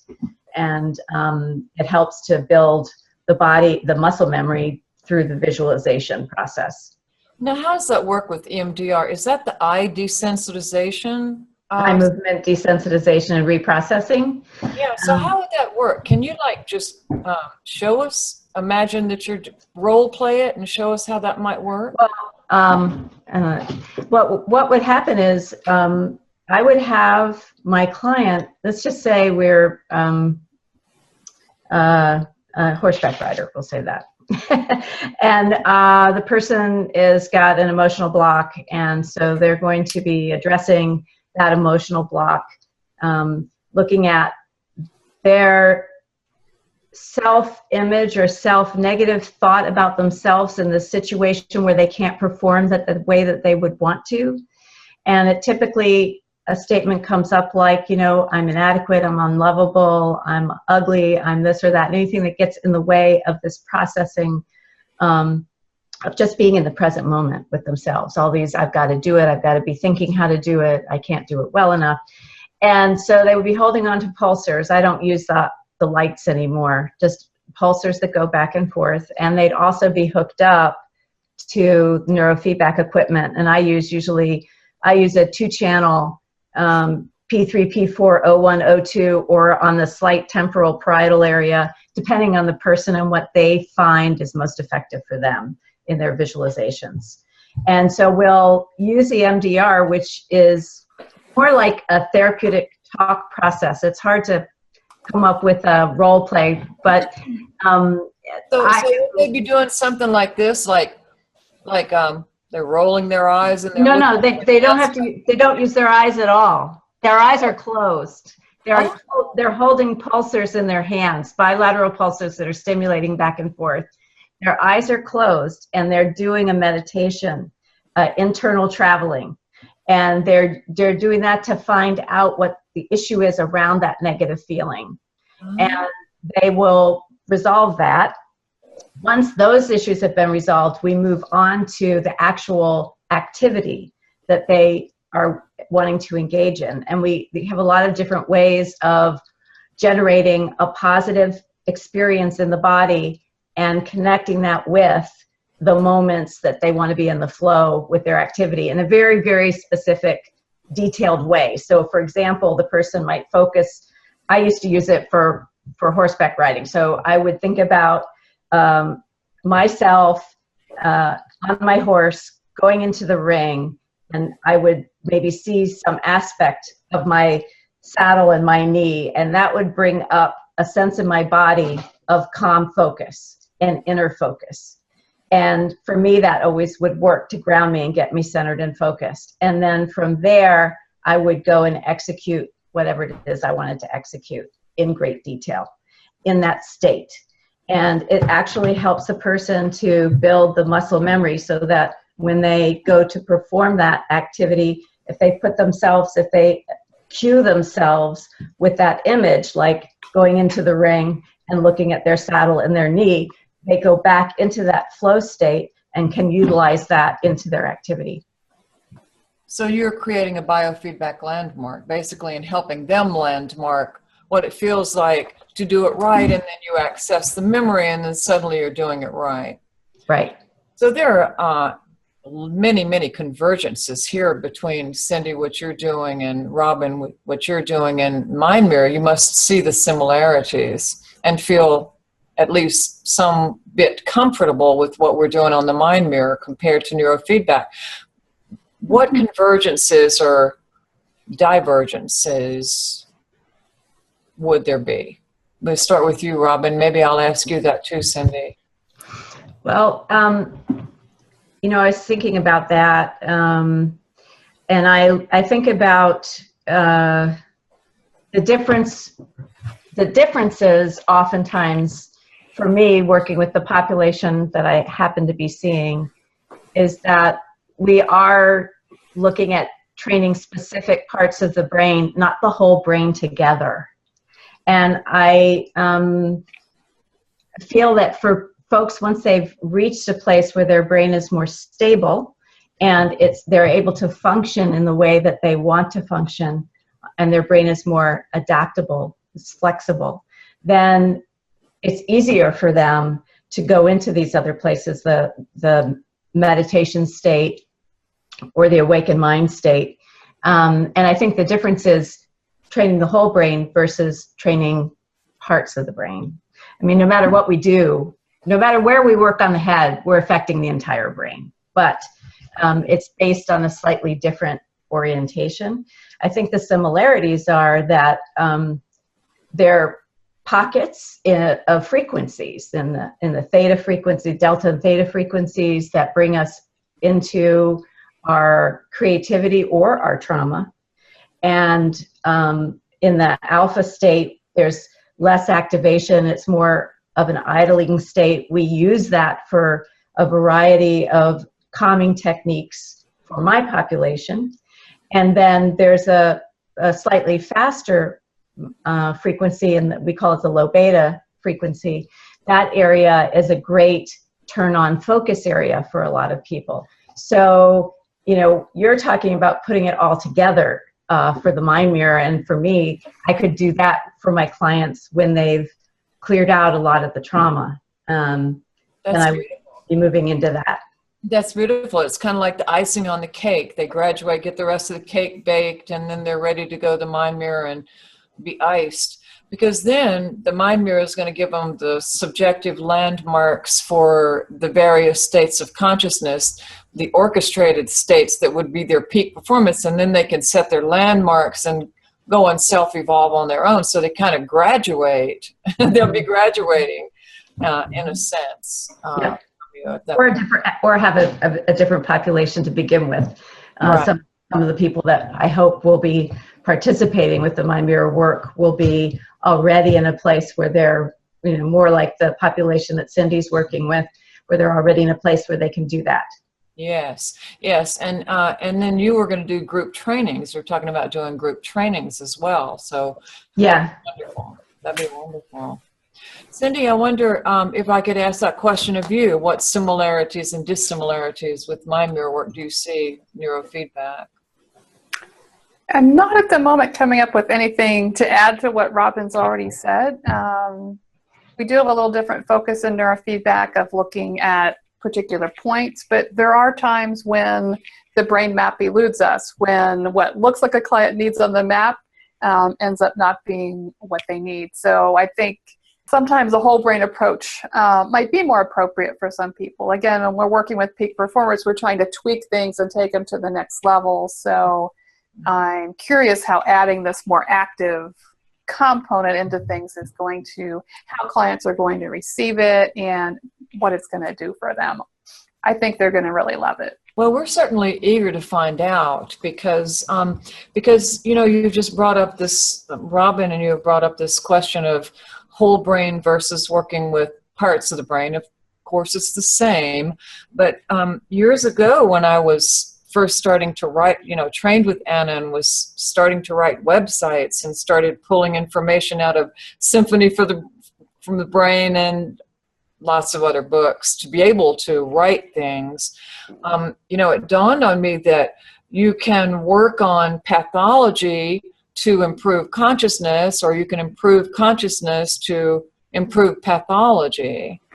And it would be the same, you know, with that analogy of the cake, you know. So I will be very curious to see if some of your clients, Cynde and Robin, you know, end up saying, well, you know, I'm too bored. I don't want to watch. I don't want to just sit here and do nothing. I want to do that mind mirror stuff. And, you know, if you've done a QEEG, I mean, you could actually publish some studies on the website and other places where you're correlating, comparing these different modality approaches to healing traumas, healing brain disorders, and just see what happens, because we don't have this kind of comparison. I mean, typically we work with, as a population, meditators and people who are already doing consciousness development. Those are the people who come to me, at least, and healers, and I'm particularly, psychics keep showing up for me, mediums, those people. And always have. I've never really worked with anybody else. So I think it's vitally important that we find out if the mind mirror were to be used with a more compromised mental, emotional population, what would be the effect? Without neurofeedback, what would be the effect purely with the mind mirror? Judith, I just have an observation that when we're working with Anna, and you know, we both worked with Anna quite a bit, is that she was always talking about ratios. And what we look at in the whole brain ratio is we're looking at, say, the alpha theta or the theta beta or the pi beta low beta, you know, the different ratios between the different frequencies, as well as the symmetry in the brain. And so when we start working with someone on an awakened mind, we're looking at the whole pattern of the brain, but we're also looking at these ratios. And as Cynde says, guiding the person into a state that is comfortable for them, where they respond, where they have that resonance kind of frequency. The other thing is that you're talking about doing research. And I think Andrea will address this also, is that I'm going to use Swengle's clinical Q. And so what I have a more clinical population that I work with. And what I want to do is do a pre-clinical Q, do maybe 10 or 12 sessions of awakened mind training, or maybe until a person can begin to get into an awakened mind pattern, and then go back and do a post-Q to see what changes have occurred there. Oh, fantastic. We also need a, you know, sort of a control population of people we do pre and post who just sit and wait and don't do anything. But, you know, that's going to take time to do something like that. So maybe over the next 6 months or a year, we might be able to do that. Wonderful, wonderful. Also, I have a comment for Robin that I think she'll enjoy. I've worked with EFT, Energy Psychology, Emotional Freedom Technique. I work with the masters a lot, and we've done awakened mind not training, but sort of monitoring their brain waves with the mind mirror. And when I was in England not too long ago, working with Gwyneth Moss, who's one of the EFT masters, one of the students that she was working with, also training in EFT, was a horse trainer. And she had a horse that was a difficult horse. I don't remember exactly what it was, but she said it was a difficult horse and they're having a hard time handling it. And she wanted to know what the issue was. So Gwyneth said, well, why don't you become the horse? Because they do surrogate training. And she said, you become the horse and then we'll have a conversation with the horse. So we had both of them hooked up on the mind mirror. Well, the woman who was the trainer immediately dropped down into a low theta. A little bit of alpha, not much beta, a lot of theta on the left-hand side. And Gwyneth also dropped down into a low theta, also, I think, on the right-hand side. And then they tapped back and forth and had this conversation because the woman was the horse. And so they had this conversation back and forth about what was wrong with the horse. The horse communicated through this woman to her surrogately. They did tapping on this and tapped all the issues down that this horse supposedly had. And when we first saw this on the mind mirror, we thought our machine was broken. Right. It was like, how can we have two mind mirrors with the same theta pattern with these two women?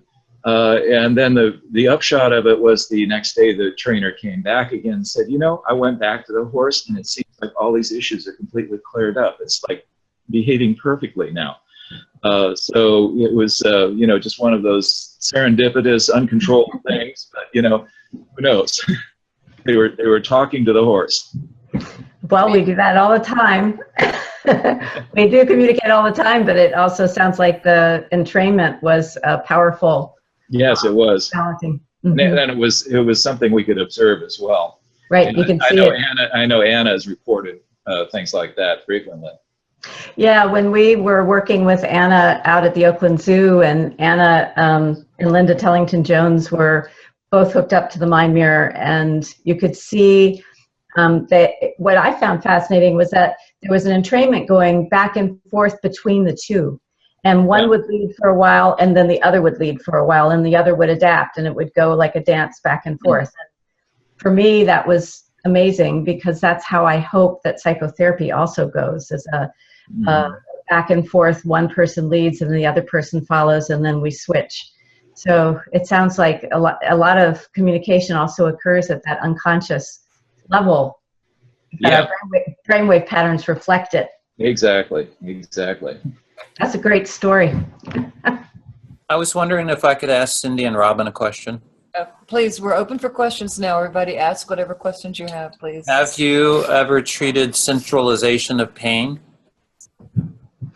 I have worked with pain clients, not a whole lot of them, but I usually do a cue, and I like to see what the pattern is going into the training. But we usually use a lot of imagery and focus on the use of imagery to overcome the focus on the pain cycle. And it works pretty well, but it has to be repeated a lot, and it depends on the client as to whether they can repeat it on their own at home enough, because it's so easy to slip back into focusing on the pain. And have you used the lens for that? I've used the lens a lot for pain. Yeah, it works works very well at releasing certain kinds of pain in the body. Like what? Migraine pain, also neck, the precursor of migraine down the back and the neck. I used it myself prior to rotator cuff surgery, because I was so uncomfortable at a workshop with Len, and they said, well, let's just try this. We haven't really tried this before, so let's just do this. And they did it, and all of my bracing muscles released, but then I was in a lot of pain because all of this blood flowed in there, and it took about 2 weeks to overcome that. But then I went for probably a year and a half without having pain in my shoulder. I have some clients that it's harder to shift pain with, because there's such a strong psychological component to the pain, and it just takes a lot longer to work it through. But the lens does work very well for pain that's not connected with a psychological issue. Is there such a thing? Yeah, I think if you fall down, you know, and you break a bone, I mean, I guess you're going to bring some psychological stuff to it. But if you're not mired in it, you know, you can deal with the pain pretty easily. But if you've got a lot of history associated with pain that's complex, then you really exacerbate the pain.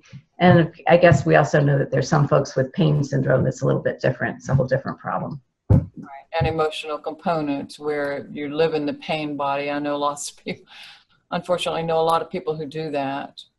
Live in the, you know, well, you know, there's the neural network that is so sensitized to pain. I think one of the things I'm learning the most about is the variation of people's responses to trauma and pain.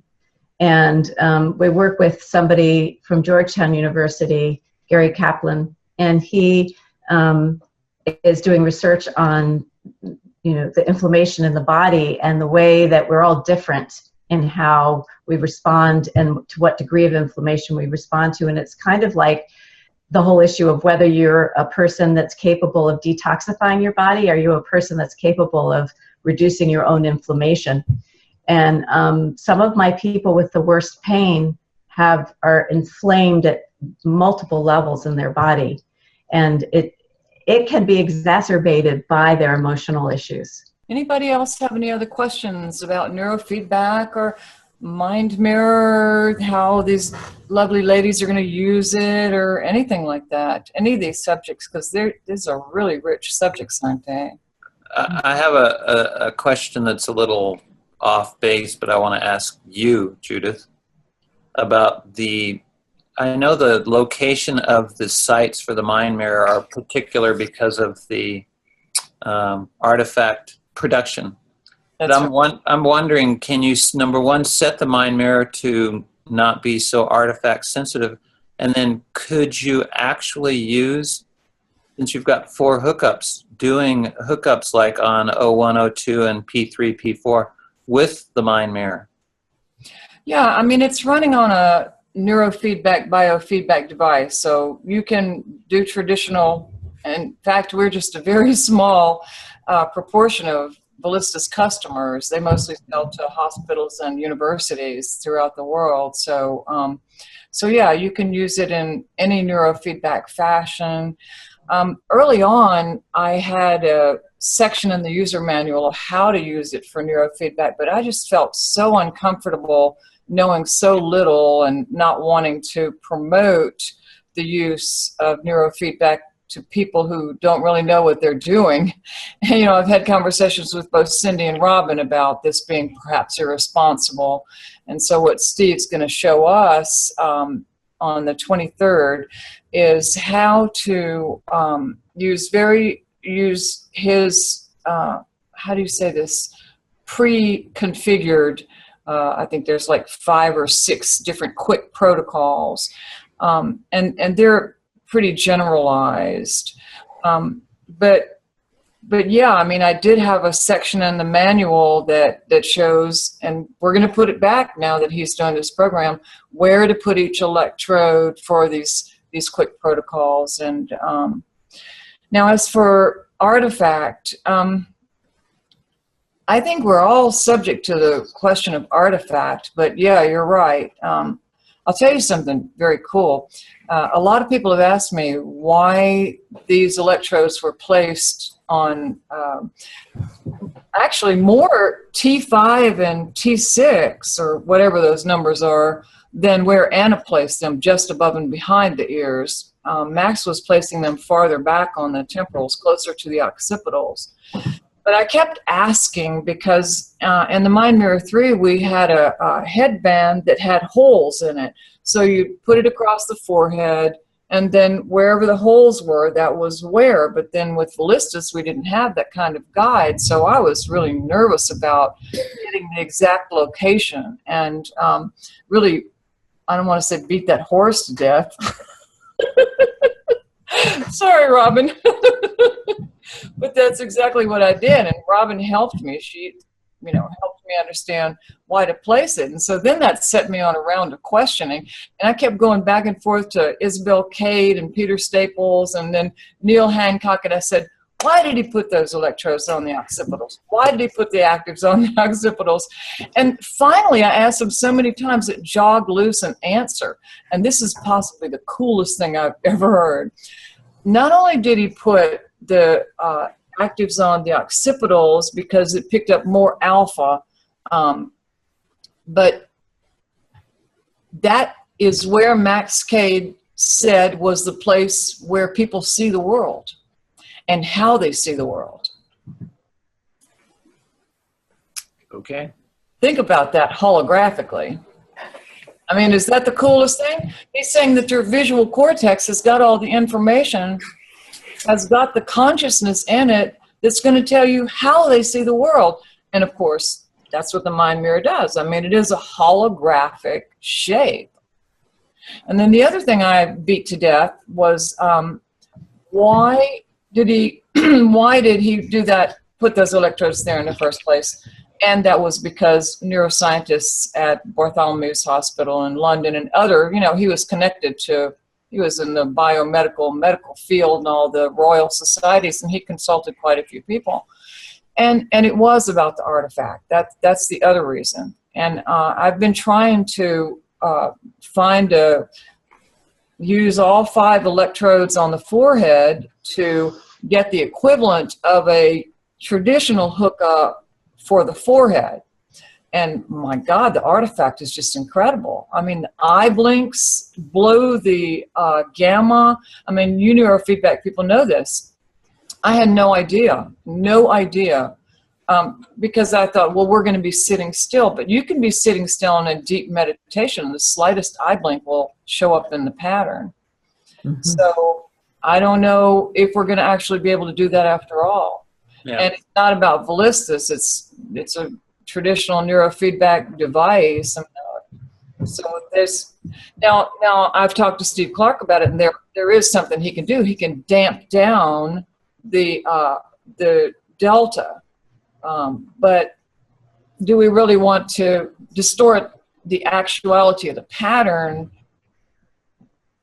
throughout the session just so we're not having so much of a blast due to the eye blink? So these are really big questions, and they're important questions. I'd give anything to have, and Gary and I have talked about this too. I've talked with all of you about it. How wonderful if we could have one electrode here and a little headset and you just sitting on your ears, but they're just, it's junk data that they're monitoring because the electronics have to be so fuzzy because they're monitoring the forehead.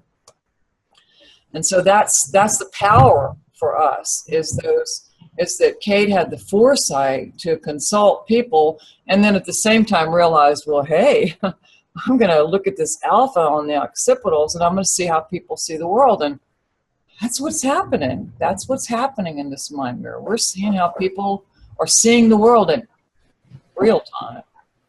So, yeah, I don't know about the forehead. You're jogging my thought here. Maybe Cindy's husband would be interested in this. That's what I was thinking. Well, what I'm also thinking is that the awakened mind pattern and the evolved mind pattern may be standing brainwave patterns.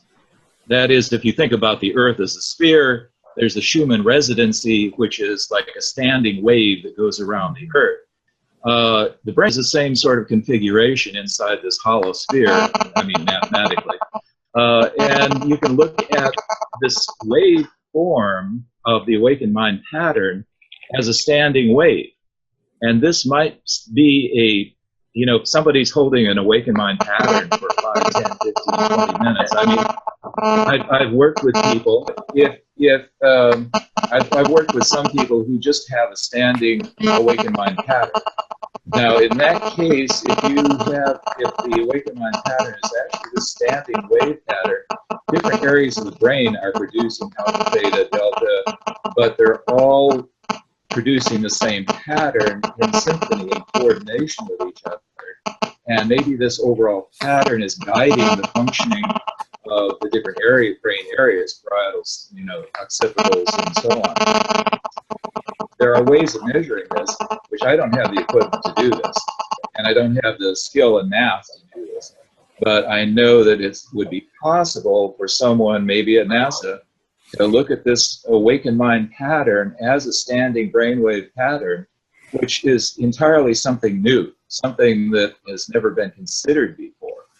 And so, just a thought that might be something we want to look into, or somebody with the skills to do so might want to look into it in the future. Sort of like an organizing pattern. Yes, yes. Yeah, it'd be interesting to me to see if the brain has the same pattern in space when it's away from the Schumann effect. Yeah.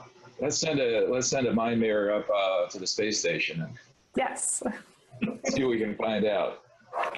Well, Edgar Mitchell certainly had an enlightenment experience up there. That's a fascinating idea, Gary. And anything we can do to innovate this equipment and the way it reads, and to reduce artifact and better shield the cables, all that stuff, is constantly something Steve Clark's looking into. This is something Cynde might want to look into. In fact, everybody might. But it's called Brain, Mind, and the Structure of Reality. Oh, cool. And it's by Nunes, and he teaches at UCI, University of California, Irvine. And he has done the work on standing brainwave patterns. In fact, one entire section of the book is involved with his studies on standing brainwave patterns. I've tried to interest him in this sort of idea that I was talking about, never got any response from him. So maybe somebody from NASA with all sorts of credentials could write to him. You want to try this out?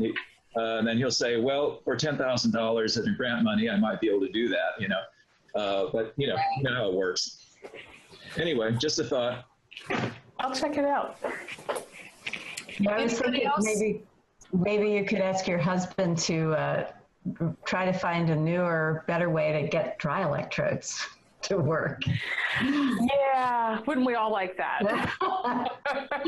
I can't afford the $50,000 variety. Oh, Yeah, I have heard they're not performing as well as expected. There's a company out there with a rental dry electrode system, $300 a month. Yeah. I think it's $700 a month. Oh, $700. Oh my God. Yeah. Yeah. Okay. They just were trying to talk me into one last week. I was like, not yet. Not yet. Right.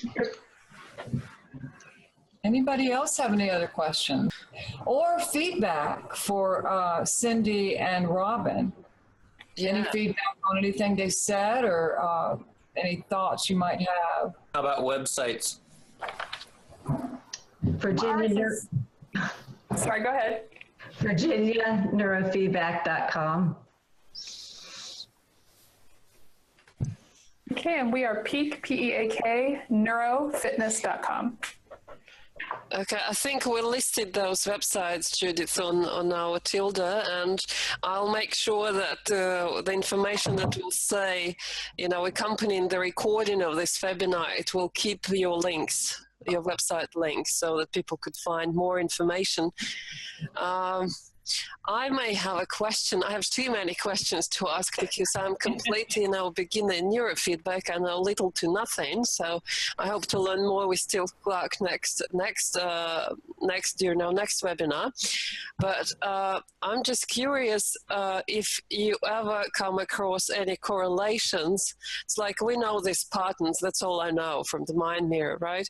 And whether it is possible to ever differentiate whether, like, autistic, for example, children or people with autism, people with addictions, like there's different disorders that people have. Do they show kind of certain specific pattern that we can see with the mind mirror? It's completely impossible. You have to kind of go deeper and see all this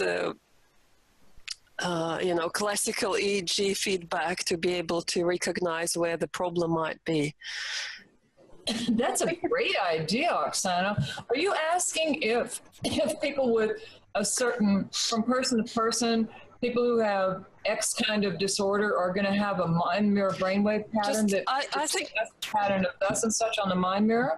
Yeah, I think on average, if Anna Weiss was looking at ratios in between different frequencies, so there might be, like, mind mirror is quite sensitive device, right? Plus, it does have this kind of clinical option, which I don't know about how it works yet, but I was just thinking whether we can use mind mirror maybe as a kind of diagnostic tool, or like simplified, okay, let's be honest, simplified diagnostic tool for like psychologists, psychotherapists to kind of help patients to, fast track, to solve their problems faster, to be able to kind of relate certain, I don't know, wherever, like, is the narrowest band, for example, in a mind mirror pattern, is that area, that part that needs to be stimulated most because that's their major block? I don't know. So I have all these crazy ideas and like hypotheses and assumptions, but I'm really glad to see Cynde and like Robin, because I'm like have deep respect to all, like, everything you do. So well, I think it's an interesting idea. A lot of times in neurofeedback, we're looking for patterns at different sites. So it's a little different idea to look at the ratio of patterns at specific sites, but I think it's an intriguing idea. Maybe one day you'll see these correlations, because if you are using it, sooner or later, if not from the very start. But for me, it would be interesting to monitor if there are differences, and just really to understand how much I can use mind mirror to treat like more serious disorders in people if such cases show up, right? And I know that addictions is a serious problem, and I was wondering if any one of you ever treated addictions, and whether it's different from treating trauma or not. Yeah, it's different. Alpha theta is a basic protocol for addictions, and it works very well, but you need to do it a lot daily.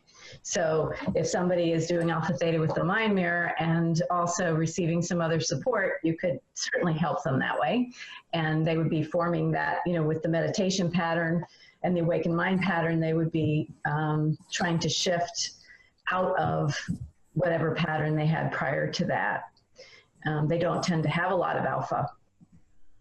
But, I think it's interesting. It would take a lot of correlation with a QEEG and looking at patterns. And what you've mentioned before is that you have been categorizing many types of patterns and relationships between different frequencies already. And so it would be interesting for me, for example, I have a basic trauma population that should create different patterns in general than, say, Cynde's population of the people that she's working with optimal performance. So, yeah, if we could start looking for it. I think it would be interesting to create a database where people could submit their patterns and characteristics that were associated with that pattern. Yeah. Yeah. So that we have enough volume to see. Yeah, that's exactly what I'd like to do. But we're looking at Anna. Unfortunately, wasn't a researcher. She had a vast amount of knowledge in her head, and but she didn't have the notes and she didn't have the research, all field observations, and trying to transmit that to all of her students was overwhelming in some respects. I don't think we learned half of what she knew, or what she'd been able to see. So I just had a thought for Judith, that she was asking about childhood trauma and neurofeedback. And Judith, are you still there? Yes. Okay, if you haven't read this book, I would highly recommend it. Body Keeps the Score by Van der Kolk. And he does have an entire chapter in there on the use of neurofeedback and trauma. And it's very well written and very readable, which is unusual. Some of these books put you to sleep almost immediately, but he's very readable. So I would highly recommend it for anyone who's interested in the treatment of trauma, and particularly using neurofeedback with trauma, or at least give Awakened Mind trainers some sort of grasp of the trauma population as they come in. Yeah, and another book that's as good as that one is Seaburn Fisher's book. Yes. It's a really good book on trauma and neurofeedback, and she comes up with sort of her own unique protocols that are a little different. Right. In fact, actually, his book is based on Seaburn Fisher's work, and she was the one that actually turned him on to using neurofeedback. Yeah, her book is Neurofeedback and the Treatment of Developmental Trauma, for anyone who's interested in that sort of thing. So there's a overwhelming amount of information out there. So, but it depends on the population that you work with as to the types of things that you're going to look into. But anyway, I'd highly recommend that. Body Keeps the Score. And then if you're interested to continue on with Seaburn Fisher's book, which will pretty much cover the whole field one way or another. From my side, I want to add that we definitely, I realize that, you know, just alone we would not be able to create, this is the right time to create new protocols really to do this research. So you have to have very clear steps and very clearly defined protocol of how, say, you do this, what Anna Weiss called brainwave signature assessment, or like how you do it, whether you can use you know, just mind mirror, or whether you could just pull raw data as EEG, or like what you use, and then collect the feedback from people, you know, what they feel, what their problems are, and then we could, that way we could be able to build a database and some statistical, you know, valid data, statistically valid data to learn more and to have some, you know, real supported by data conclusions, you know, not just theories and assumptions. And then in the same manner, we could, I think, if people are willing to kind of cooperate and share, we could build introduce new kind of new products in a way, like what you do, right? If a person has this or that disorder, what can you suggest? What can you offer with the mind mirror? What trainings? How you can combine some little bit of therapy, a little bit of, I don't know, self-training on the mind mirror, right, with the right setting there, be it, I don't know, this alpha synchrony that we have in mind mirror. I have no idea how different that is from like EEG. It's different hookup, different readings, apparently, but the response, like how the mind is trained, brain is trained, should be kind of the same. And then I don't know, and then you have special meditation tools like this, healing the blocks, or what do you do really? Because that's what I think people are looking for, some ready to use techniques. I do understand that everything is individual and you have to be really, you know, working with real individuals and with their specific cases, but to have some tools that can be adjusted, it would be really nice. So Oksana, this is, and Judith knows this too, Anna did have an assessment protocol that she used before actually beginning training. And I'm thinking, you know, the new mind mirror, the 6, has the ability to give, I believe, a cumulative pattern, so over a period of time. So sort of like a protocol that you might use for neurofeedback. You can do just to say 2 minutes eyes open, 2 minutes eyes closed, and get the pattern for those 2 minutes, sort of the cumulative summary pattern, and then have them go through some of the exercises maybe that Anna used in her protocol, which I know, Judith, you probably have that, that we could modify it somewhat for, you know, our purposes, and then get these cumulative pictures, these cumulative patterns that are maybe 2 minutes long, and then go back through the patterns that you are drawing up right now, and, you know, get a listing of the content. You know, what's happening to you exactly when you have this pattern, and then that will begin to build a database for us as for what these different patterns may mean for different people or for the cumulative population. So that's just one way of going about it, but it just occurred to me when Oxana was talking that we might be able to do that. That's a great idea, and especially through that mind mirror of segmented summary, where you take, put in markers for different activities, Yeah. and then get the summary for each one of those segments. Yeah, we certainly could build a database of the before and after. Yeah, we got a whole new book here. Nice. Right. Well, listen, I would just really encourage y'all to watch, if not tonight or today, Andrea's program. I don't remember exactly how long it is. Oxana might. It's 30 minutes, maybe 45. But because, what happened, the backstory is that one thing relating to what you're talking about now is that Andrea is showing a GSR stress test.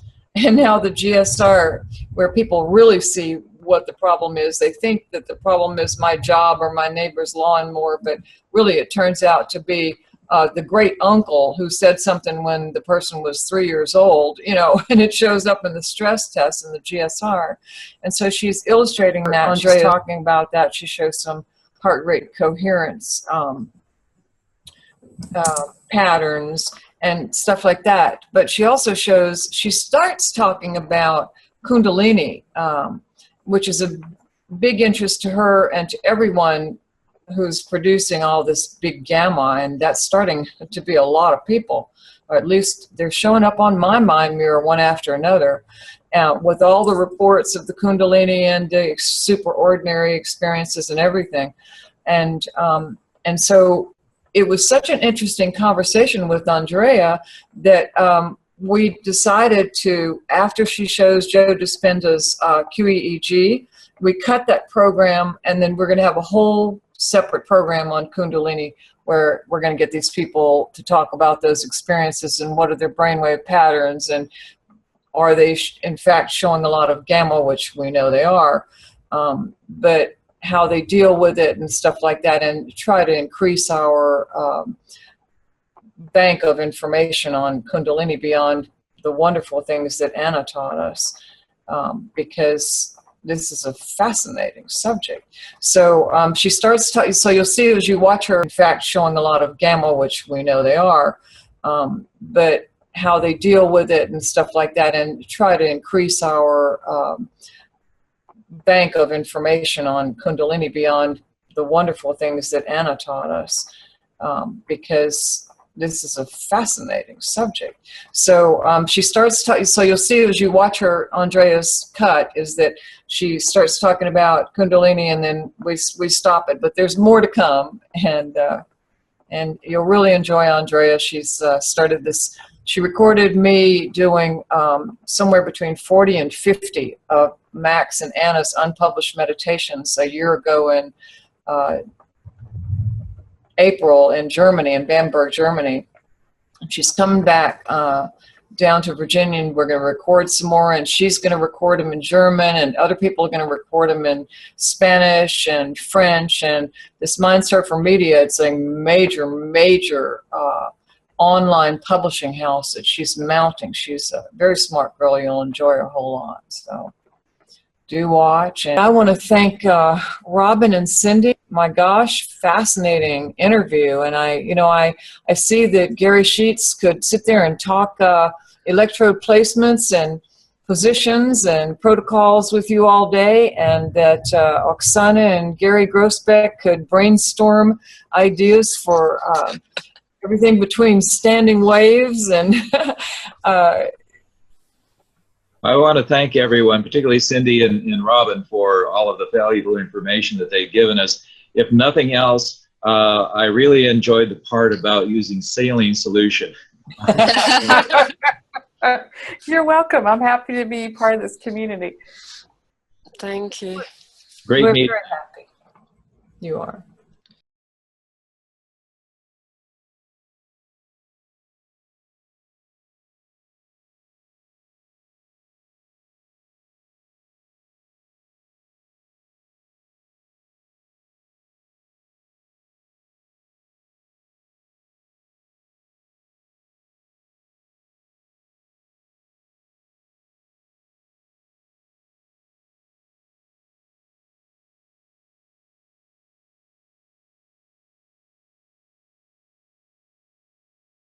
So Andrea, welcome to the program. We're delighted to have you here, and really happy that for the Institute for the Awakened Mind that you are doing so many practitioner trainings in beautiful Bamberg, Germany, and having such a great success at both practitioner trainings and group brainwave trainings. And so I just wanted to ask you as the first question, why it is that you have included neurofeedback in your practitioner trainings and basically what you are teaching people. Very thankful for the invitation, for the recording. Basically, there are some reasons why I included the neurofeedback or knowledge about the neurofeedback. One thing is that I wanted to know where we set the mind mirror in the environment of or the other classical neurofeedback. So what is what's the difference, and where are the special things we could do with a mind mirror, and where it's classical neurofeedback more prepared than the mind mirror is. This is one reason. The other reason is I wanted to understand what's written in the books about neurofeedback. So if there are articles about ADD or what they found in depression in the brain. So I wanted to understand how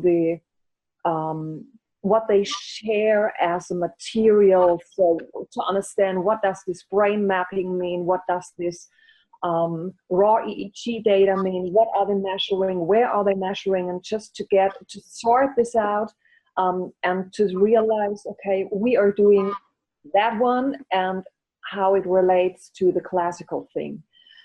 This is one thing. The other thing is I'm very excited about the clinical cue. The clinical cue is an option we have on Mind Mirror. And in the clinical cue, we find significant markers in the brain for several things like ADD, like sleep disturbance, like anxiety, like poor stress tolerance, and so on. And you can see this in the brain. And it helps to make, let's say, a baseline, what's going on in the brain. And you can use this as a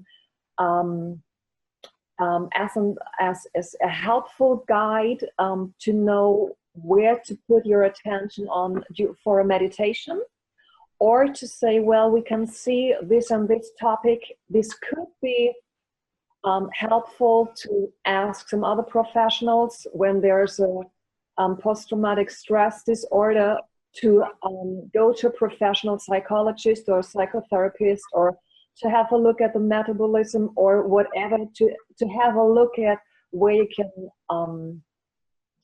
can get assistance and can help in this work.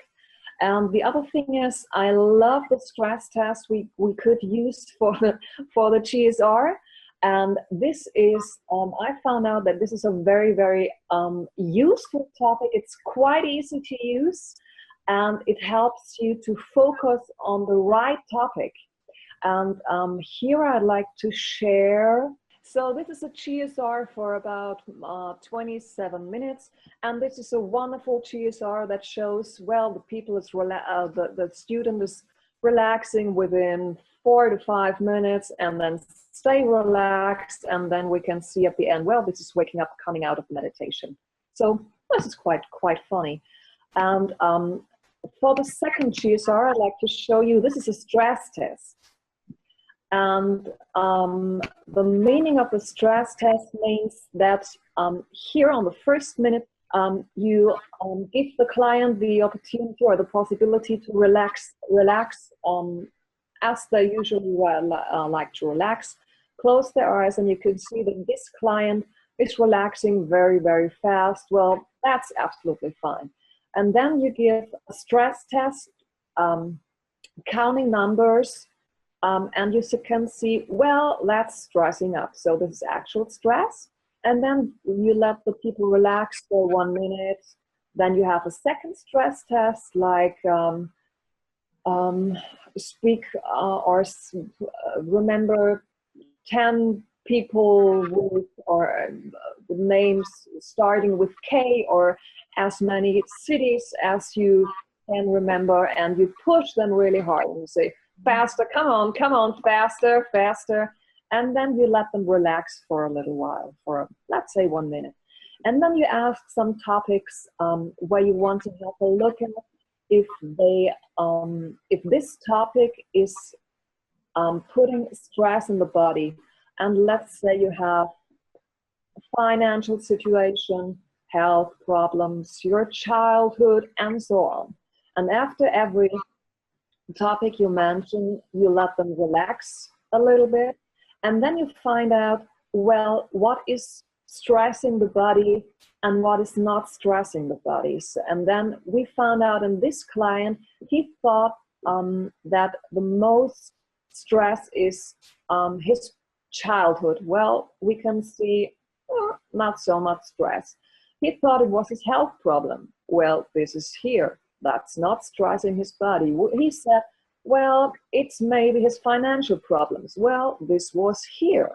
So, but these peaks here are most stressful for him, and he thought this was the most stressful things. And he always asked me, could we work on my financial situation? Could we work on my health? Could we work on my childhood?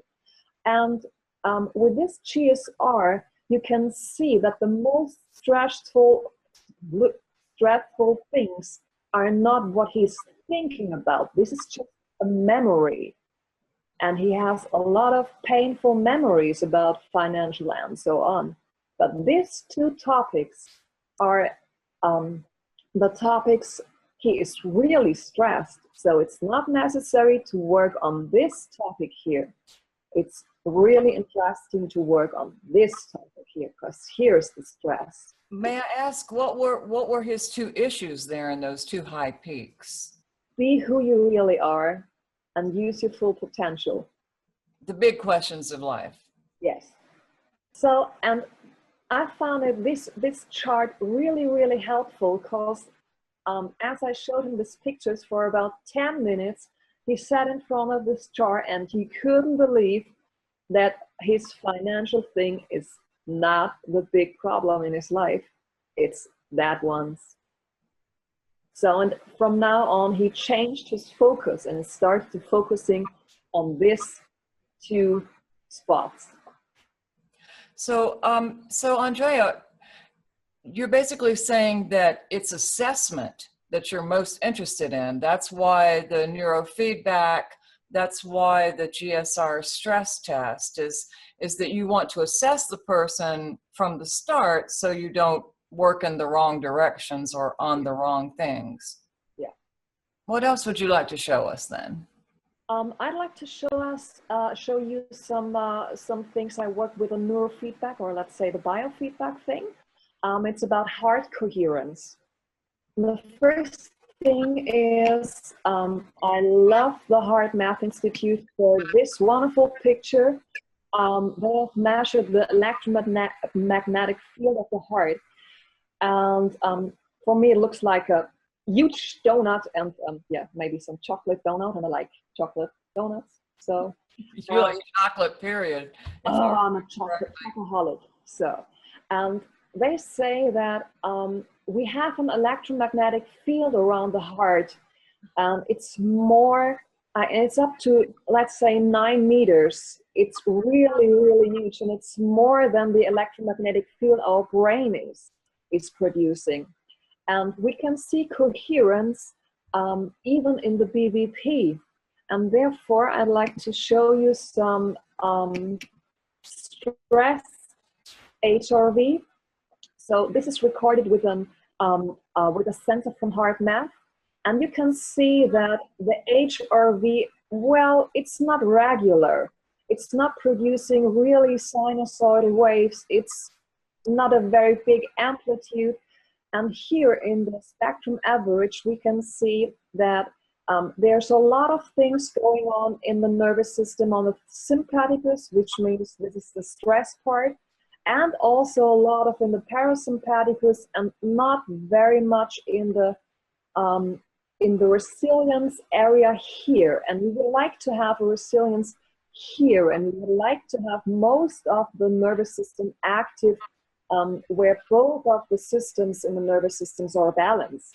So, this is a, well, not a very balanced thing here. I've got another one here for you. And you see the same thing, a lot of going on in the stress system. And now we can see a very coherent heart. And you see this beautiful sinusoidal waves. By the way, this is how alpha looks like in the raw EEG. And this was like, wow, it slammed me in the eye when I saw this coherence, that the coherence in the heart looks exactly the same like the alpha waves. So, and we've seen huge amplitudes, and really, really regular waves. And then we can see here that this nervous system is a very balanced one. And we can see here very, very high coherence. So at the moment you focus on your heart, you focus on love and gratitude, your heart is getting in a very, very coherent way, and it's producing sinusoidal waves. And these waves have the highest harmonic structure we can see, we can see or we can measure. And this sinusoidal harmonic structures are then related, or then can be seen here in this field. So at the moment someone is in stress, we have in the heart and in the brain and in all the environment, in all the energy field, he's sending out stress, he's sending out not harmonic structures. And so by focusing on the heart and focusing on feelings like love and gratitude, it brings up a harmonic structure inside of us and outside of us. And so people found out, so let's say I've got this information from Joe Dispenza. When we've got the Kundalini experience, we have got a coherence from the brain. The left side of the brain and the right side of the brain are getting in a coherence. The front side of the brain and the back side of the brain is getting into a coherence. And if we combine this coherence in the brain with the coherence in the heart, wow, we've got a huge coherence in all of the system that's inside of us, that's outside of us. And this coherence is able to change our biology, is able to change the programming in our cells, is able to change our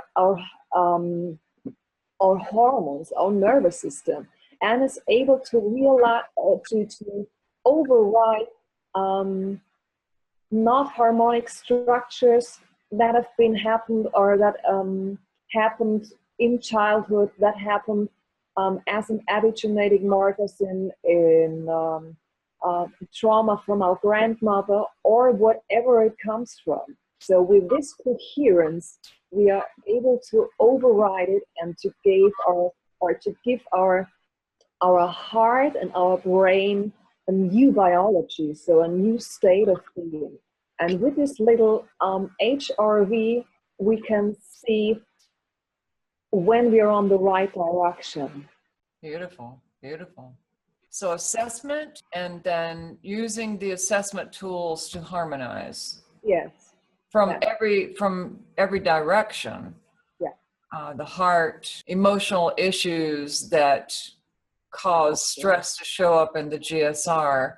And I guess you're figuring that if you can harmonize from those two directions, you're going to get a much better brainwave pattern. Yeah, that's it, exactly. And you can see that if you clean, or if you harmonize and you get more in coherence, that there's a lot of going on in theta, and you can see that the brainwave patterns we see with the mind more is evolving. Well, certainly neurofeedback is a complicated subject with a lot of detailed information. How much do you actually teach practitioners? I mean, you show them the 10-20 brain map, I'm sure. Are you doing any assessments other than the clinical cue, and are you using any neurofeedback protocols in the Ballistas to actually treat people for brain imbalances?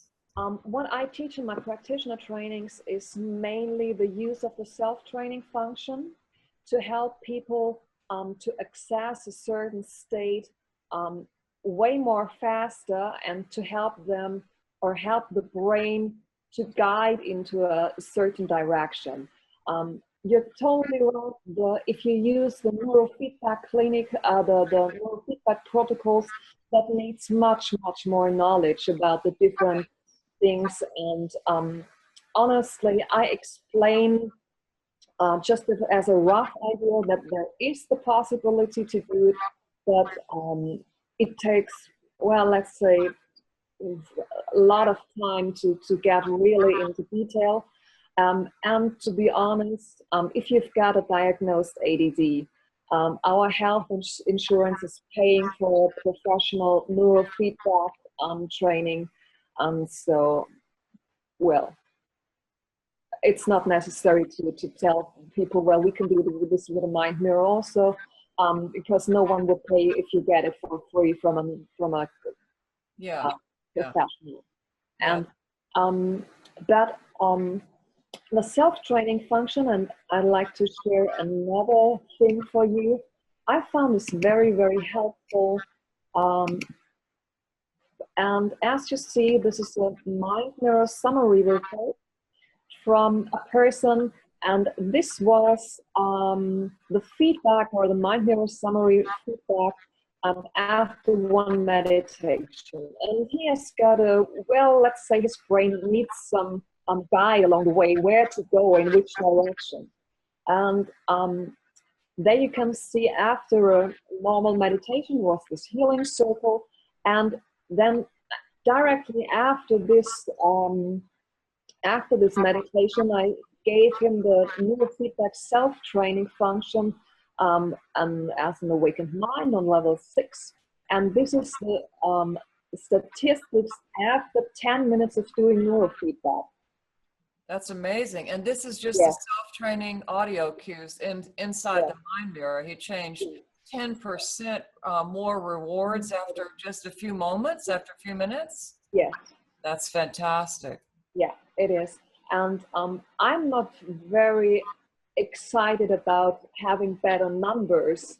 The more excited I was that he reported that after this 10 minutes of neurofeedback training, we got into another meditation, and he said he knew the way where his brain should go. So in the second meditation, after he knew where to go, so I used this neurofeedback, this 10-minute neurofeedback, to show him, okay, use this direction, here it is, this is how it looks like, this is how it feels like. So, and in the second meditation, he was really, he could get clearer imagery, his pattern mastery was way more better, his alpha was way more stable, and he could have way more access to his theta. And that's why it is important for me. That's fantastic, Andrea, because what you're saying perfectly proves what Max Cade said about hemispheric symmetry, and that without hemispheric symmetry, there was no development into higher states. Yes, yes. So I use the self-training function whenever I sense that neurofeedback training is helpful. Do you find that most of the people who come to you for group and practitioner trainings are already symmetrical? Are you getting mostly meditators or people who have never meditated before? What differences do you see in people? But you have seen some people who had some let's just say misarranged frequency categories, where alpha was firing low here and then high on here, and the category was confused to say the least. And so I know that you put them on the self-training program, and but also that led to the development through Steve Clark of a new training pattern called alpha synchrony that came straight from you. Can you just say a little bit about that? So, because I don't know how many people are familiar with the pattern, but then also why you wanted that pattern. Okay, so I had one lady hooked up, and she was doing a deep field relaxation, and I hooked her up while she was working in this deep field relaxation. And I saw a wonderful awakened mind, but the alpha peak was going, so normally we like to have an alpha peak on 10.5 with older people or long-time meditators.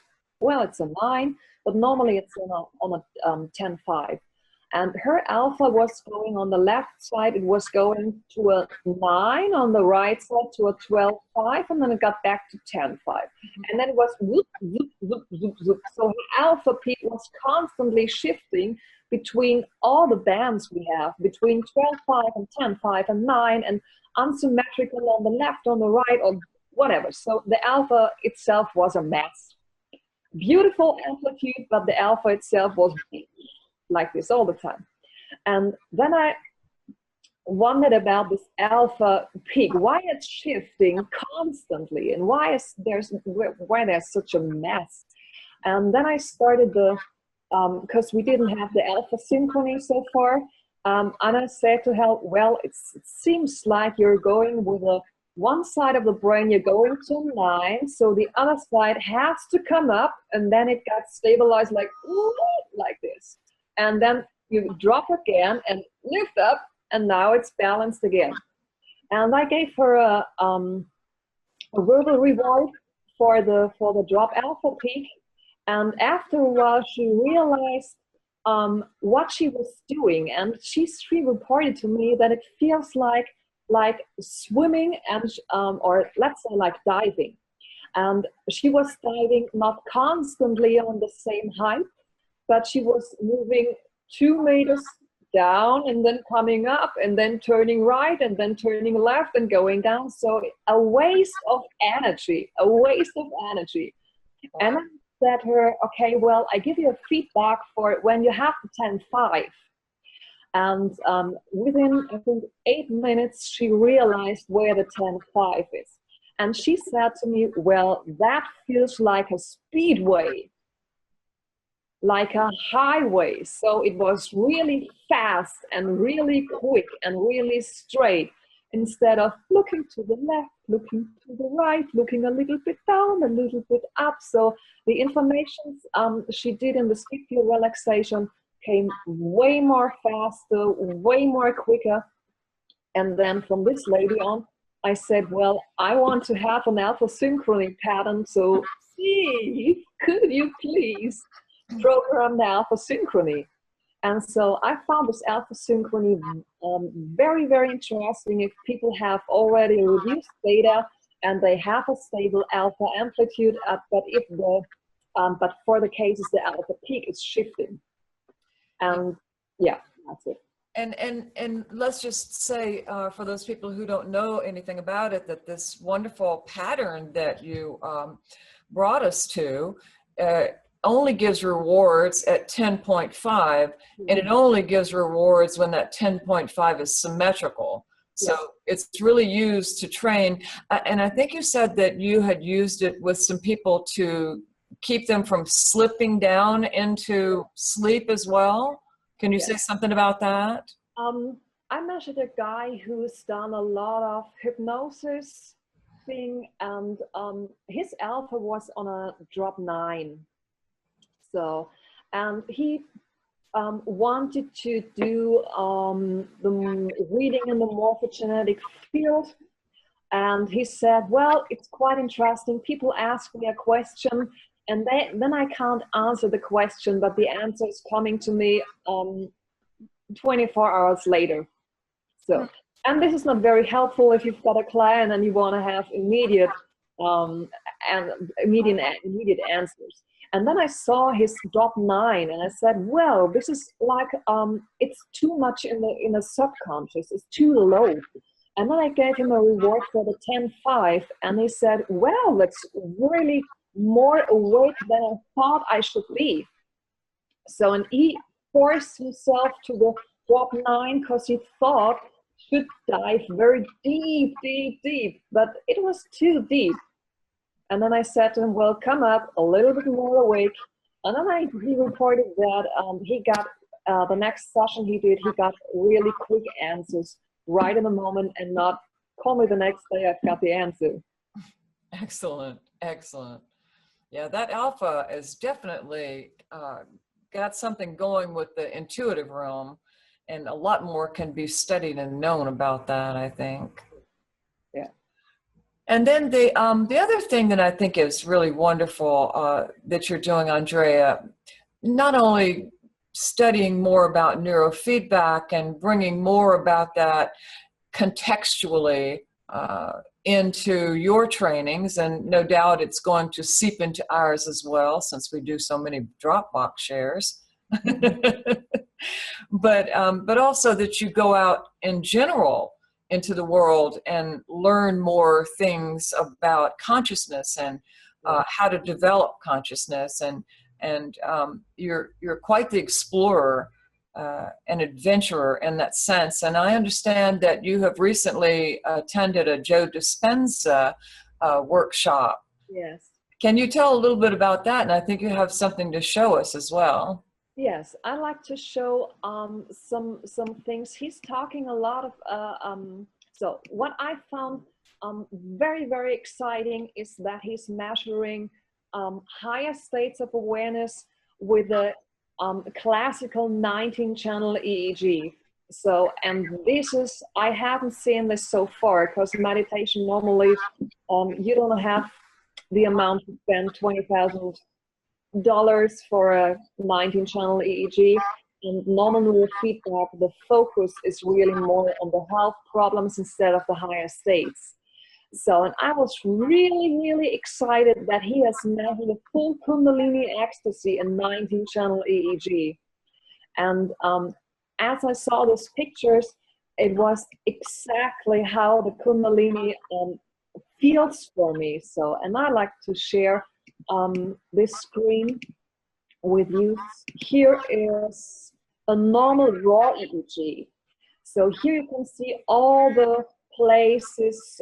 This is the frontal lobe. This is more the middle part of the, here's our O1 and O2. This is the points we're measuring with a mind mirror, and all the other spots. So this is 19 channels measuring the whole brain.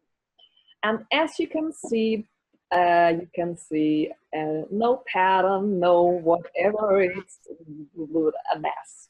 So here you've got all the brain waves, all the delta and alpha and so on. So just keep it, this is a normal active brain. And now this is a Kundalini. And not important if you do understand what you see here, but you can see that the whole brain, there's way more electricity in every part of the brain, not only in one part, but in all of the brain is doing, wow, it's getting real high amplitude of energy. And this is how Kundalini. It's pretty rhythmic though, isn't it? Yes. I mean, it continues to be rhythmic. There's more Yes. peaks and valleys. Yes, yes. So it's getting into a coherence, and it's getting into this high voltage, high energy thing. And there's one more thing I'd like to show, and this is the coherence during meditation. This is before meditation, and this is after the meditation. And as you can see, the brain is going into way more coherence. So this means far out of the normal thing. And here the brain is getting into more coherence, getting normal. So this is one meditation. Who took that picture? This is from Joe Dispenza. So, and this, just to say this, things are from his book, You Are the Placebo. And he's working with the high states of consciousness. And he's working with room and with space, and is taking a lot of care about bringing the brain and the heart into the highest coherence. And this is exactly what it felt like to me, to go into the highest states of awareness, which start from the awakened mind. So, and the other thing is, going to an awakened mind, there's still a lot of, or as I feel it, there's a lot of, well, there's an environment, there's the senses, and there's maybe a house or whatever. But if you go to the highest patterns like the diamond or the evolved mind patterns, there's still energy, light, and that's it. And there's you can feel and you can sense the vastness of space. And if you dive into what he calls the quantum field, you experience that there's a field of possibilities from endless possibilities. And if you have access to these highest states, you realize that you are the creator of your life, because your thought is picking up one possibility out of this quantum field of possibilities. So you choose, if you believe, well, I'm a poor child, no one loves me and whatever, this is one possibility. And if you have access to this quantum field, well, stay with this, no one loves me, or choose another possibility, and it gets, as a download, it goes down into your field. I had this Kundalini experience, I think 5-6 years ago, and when I saw these measurings from Joe Dispenza, I realized that he has measured with, well, with scientific research, what I felt 6 years before.